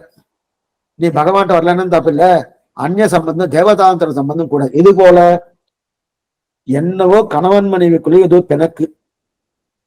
பிணக்கு, பாரியாக்கும் பர்த்தாவுக்கும் ஏதோ சரிபட்டு வரல, பிணக்கு. நேரா அம்மாத்துக்கு வந்துட்டா, இன்னும் எனக்கு என்னவோ போச்சுட்டு வந்துட்டான்னா, வந்ததுக்கு அப்புறம் அவ இருக்க வேண்டிய நிலையில இருக்கணும். விட்டுட்டு ஏதோ பரபுருஷனை பார்த்து ஏதோ ஒரு சில சந்தேகங்கள்லாம் இருந்துட்டு வச்சுக்கேன், அப்ப என்ன ஆகும்னா இந்த பர்த்தாவுக்கு கோபம் வந்துடும். அது அப்பனா தான் அப்ப பர்த்தாவோட சேரலன்னாலும் வேறு சம்பந்தம் இருக்கப்படாது. நமக்கு பர்த்தா யார்? ஸ்ரீமன் நாராயணன். அவர்கள் அதான் பகவத் சேஷத்துவத்திலும் அந்நசேஷத்துவம் கழிகையே பிரதானம். அந்த பர்த்தா ஸ்ரீமன் நாராயணன் நான் ஒத்துக்கல, இருந்தாலும் பரபுருஷன்ட்டு நம்ம போகப்படாது. அதான் தெரிவிக்கிறார். அதேதான் இதுதான் இந்த பாட்டுல தெரிவிக்கிறார். ஆகா, யாரெல்லாம் ராமானுஜனை பிறங்கிய சீர் சொல்லாமல் இருப்பார், அவனுடைய சீரை தன் பிறங்கிய சீர் சாரா மனிதரை சேரேன். தன் பிறங்கிய பேராத உள்ளத்து ராமானுஜன் தன் பிறங்கிய சீர் சாரா மனிதரை சேரேன், எனக்கென்ன தாழ்வினையே, எனக்கு ஒன்னும் தாழ்வு கிடையாதுன்றாரு. ஏன்னா இப்பாட்டுல யார் சம்பந்தம் ராமானுஜன் குறைக்கப்பட்டதுன்னா, பகவானின் திருவுள்ளத்துக்கும் திருமேனிக்கும் அவன் திருவடி தாமரைக்கும் என்ன வருமோ. ஆச்சரியமான விஷயம். ராமானுஜர் யாருடைய சம்பந்தம் தெரிவிக்கிறாரு? இதுவரைக்கும் பார்த்த ஆழ்வார் விஷயமே வேறு, இப்ப பாக்குற ஆழ்வார் விஷயமே வேறு. இதுவரைக்கும் பார்த்த ஆழ்வார்கள்லாம் தன்னை பாப்பா, இன்னின்ற நீர்மை இனியா முறாமை, எனக்கு எதா பண்றியா, எனக்கு ஒன்னும் மோட்சம் கொடுக்க மாட்டேன்றியே, என்னை இங்கேயே வச்சுருக்கே, உடனே ஐஷன் போ அப்படின்னு பார்க்கக்கூடிய ஆழ்வார்கள் இதுவரைக்கும் பார்த்தது. நம்ம ஆழ்வார் தொடக்கமாக என்னை உடனே ஐஷன் போ, என்ன ஐஷன் போ, மோட்சத்துக்கு ஐஷன் போ, என்னால இங்க சம்சாரது இருக்க முடியாது, ஐஷன்பான்னு தன்னை பார்த்து பேசிட்டு இருப்பான். ஆனா இந்த ஆழ்வார்களே தன்னை பார்க்க மாட்டான். அவரை வந்துட்டாரு வச்சுக்கேன், அவனுக்கு என்ன வந்துருமோ, அவன் நன்னா இருக்குமே, அவன் நன்னா இருக்குமே, ஏதும் பண்ணப்படாது அப்படின்னு பல்லாண்டு நீ என்ன கஜேஜலே சேத்து பந்தம் அப்படின்னா, எப்பவோ வெள்ளம் வந்து போயிட்டு இருக்கும், வெள்ளம் வந்து போனதுக்கு அப்புறம் அணை கட்டுறேன், வெள்ளம் வந்து போனதுக்கு அப்புறம் எங்கெங்கோ ஏதோ சரித்திரம் நடந்துருக்கலாம், இவர் காலத்துக்கு முன்னாடி நடந்து முடிஞ்சு எல்லாம் முடிஞ்சாச்சு. முடிஞ்சதுக்கு அப்புறம் அதுக்கு பயந்துட்டு இப்ப பல்லாண்டு படுறான், அப்படிப்பட்ட பெரியாழ்வாருடைய திருவடி சம்பந்தம் யாருக்கு? சுவாமிகள். அதான் அவன் திருவடி தாமரைக்கு என்ன வருமோ, இந்த பகவானுடைய திருவடி என்ன அப்படின்னு அஞ்சு கதேஜலையை சேதுபந்தம் பண்ணக்கூடிய ஆழ்வார் நிலையில் என்னைக்கோ நடந்த விஷயங்களுக்கெல்லாம் இன்னைக்கு பயப்பட்டு பல்லாண்டு பல்லாண்டு சொஸ்தி சொஸ்தி சொஸ்தி அப்படின்னு அந்த மாதிரி பண்ணக்கூடிய ஒரு அவதாரம் பண்ணார் இல்லையா? யாரது? விஷ்ணு சித்தரான பெரியாழ்வார். அப்படிப்பட்ட பெரியாழ்வார் திருவடியில நிறைந்த பிராவண்யம், அப்படிமே அவருடைய அத்தனை அன்பு அந்த யாருக்கு? சுவாமி ராமானுஜர். அப்படி அந்த விஷ்ணுவை சித்தத்துல வைத்தபடியால் அவருக்கு விஷ்ணு சித்தன் பெரியாழ்வார்னு அவருக்கு பேர் அவர் காலத்துல கொடுக்கப்பட்டது கிடையாது. பெரியாழ்வார்னு இப்ப தொண்டரடிப்படியாழ்வார் இருக்கணும். இந்த தொண்டரடிப்படியாழ்வார் பேரு அவரே மாற்றினார். அவருக்கு பேர் முதல்ல விபரநாராயணன் தான். அவரு பக்தாங்கிரனு தொண்டர் அடிப்படின்னு மாற்றினார். அதே போல விஷ்ணு சித்தன் தான் பெரியாழ்வாருக்கு பேரு. அவரு அதே பெரியாழ்வார் மாத்தினாருன்னா பின்னாடி நம் பூர்வர்களாலே கொடுக்கப்பட்டது இருக்கட்டும். அப்படி இருக்க செய்த அந்த விஷ்ணுவை சித்தத்துல வைத்தவர், தன்னுடைய திருவுள்ளத்தை வைத்தினார். அதனால விஷ்ணு சித்தர் வேயர் தங்கள் குலத்துதித்த விஷ்ணு சித்தன் மனத்தே கோயில் கொண்ட கோவலன் அவரே சொல்லுகிறார். பெரியாழ்வார் திருமொழி சாத்துவர பாசனம். வேயர் தங்கள் குலத்துதித்த விஷ்ணு சித்தன் மனத்தே கோயில் கொண்ட கோவலன் கொழுங்குளிர் முகில்வண்ணன் தெரிவிக்கிறார் இல்லையா? அப்ப தன்னுடைய திருவுள்ளத்துல வைக்கக்கூடிய அப்படிப்பட்ட பெரியாழ்வார், அந்த பெரியாழ்வாரை தன்னுடைய சித்தத்திலே வைத்தார் சுவாமி ராமானுஜர். விஷ்ணுவை சித்தத்தில வைத்தபடியால் விஷ்ணு சித்தர் தானே பார்த்துக்கோ. விஷ்ணுவை தன் சித்தத்திலே சித்தர்னா தன்னுடைய திருவுள்ளத்திலே வைத்தபடியால் விஷ்ணு சித்தர். அந்த விஷ்ணு சித்தரை தன் திருவத்திலே வைத்தபடியாலே சுவாமி ராமானுஜர். இவருக்கு என்ன சுவாமி பேர்? விஷ்ணு சித்தன்னு வச்சுக்கலாம். அப்படின்னு பேர் இல்லையே சுவாமி, சும்மா பேரை கொடுக்க வேண்டியதான். விஷ்ணு சித்தர். அப்ப ராமானுஜருடைய பிறங்கிய சீர் அந்த யாரெல்லாம் பாடுகிறார்களோ அவர்களை யாருன்னா வைபவராளிகள். அப்படிப்பட்ட இல்லாதவரோடு தான் சேருவது கிடையாது. அவ ராமானுஜன் பிறங்கிய சீர், அந்த சீரை யார் பாடுகிறார்களோ, யார் ஸ்தோத்திரம் பண்ணுகிறார்களோ அவரெல்லாம் வேண்டப்பட்டவர்கள். அப்படி இல்லாதவர்கள்னா வேண்டாம், அவருடைய சம்பந்தம் இருக்க வேண்டாம் அப்படின்னு தெரியவில்லையே. சரி சுவாமி, அவரோட சேராதபடியாலே சேரலையே சுவாமி, ஏதாவது தாழ்ச்சி வந்து ஒரு தாழ்வும் கிடையாது, இன்னும் கிடையாது, நல்லது சேர மாட்டேன், அதனால எனக்கு ஒரு தாழ்வு கிடையாது அப்படின்னு தெரிவிக்கிறார். அப்ப என்ன பாருங்க, ஒரு தாழ்வு கீழே தாழ்வு இல்லைன்னு சொல்லிக்கல. என்ன பாருங்க என்ன சொல்ற, சேரும் போது இந்த திருவடியை பத்தின ராமானுஜர் அந்த ராமானுஜருடைய திருவடியை யாரெல்லாம் பற்றிருக்கிறாளோ அவருடைய திருவடியை பத்தின்னு இருக்கேன், அதனால எனக்கு வாழ்வு வாழ்வுன்னு சொன்னார். இந்த பாட்டுல தான் முதல்ல தாழ்வு கிடையாதுன்னு. ஏன் தாழ்வு கிடையாதுன்னா, யாரெல்லாம் சேரலையோ அப்ப ராமானுஜர் கடந்த காலத்துல கூட பார்த்துக்கும், ராமானுஜ சம்பந்தத்தால் தான் மோட்சமா அப்படின்னு அதெல்லாம் நிறைய பார்த்துக்கணும். அந்த சம்பந்தம் இருந்தா தான் வாழ்ச்சி. சம்பந்தம் இல்லாதவா சில பேர் இருக்காருன்னு அவரோட சேரலாமா கூடாதா? சேரலாம் சுவாமி, நமக்கு அதுக்கு சம்பந்தம் இல்லை. ஐயோ சேர்னா போச்சு, சேர்னா என்னது? தாழ்ச்சி. என்ன தாழ்ச்சி?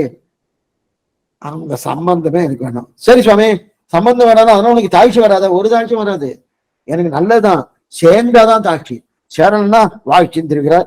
அப்படிப்பட்ட அபாகவதர்கள் விடுவது அப்படின்னா, எப்ப நான் சேரப்போவது கிடையாது, எனக்கு தாழ்வு இல்லை. அபாகவதரோடு தீயவர்களோ சேரப்படாது. நல்ல மனமுள்ளதொன்றை நன்னி இருப்பதற்கு நல்ல மனமுண்டா உபதேசமாக தெரிவிக்கிறார். இதே விஷதவாட்சிகாமணியான மனவாளமாவணிகள்.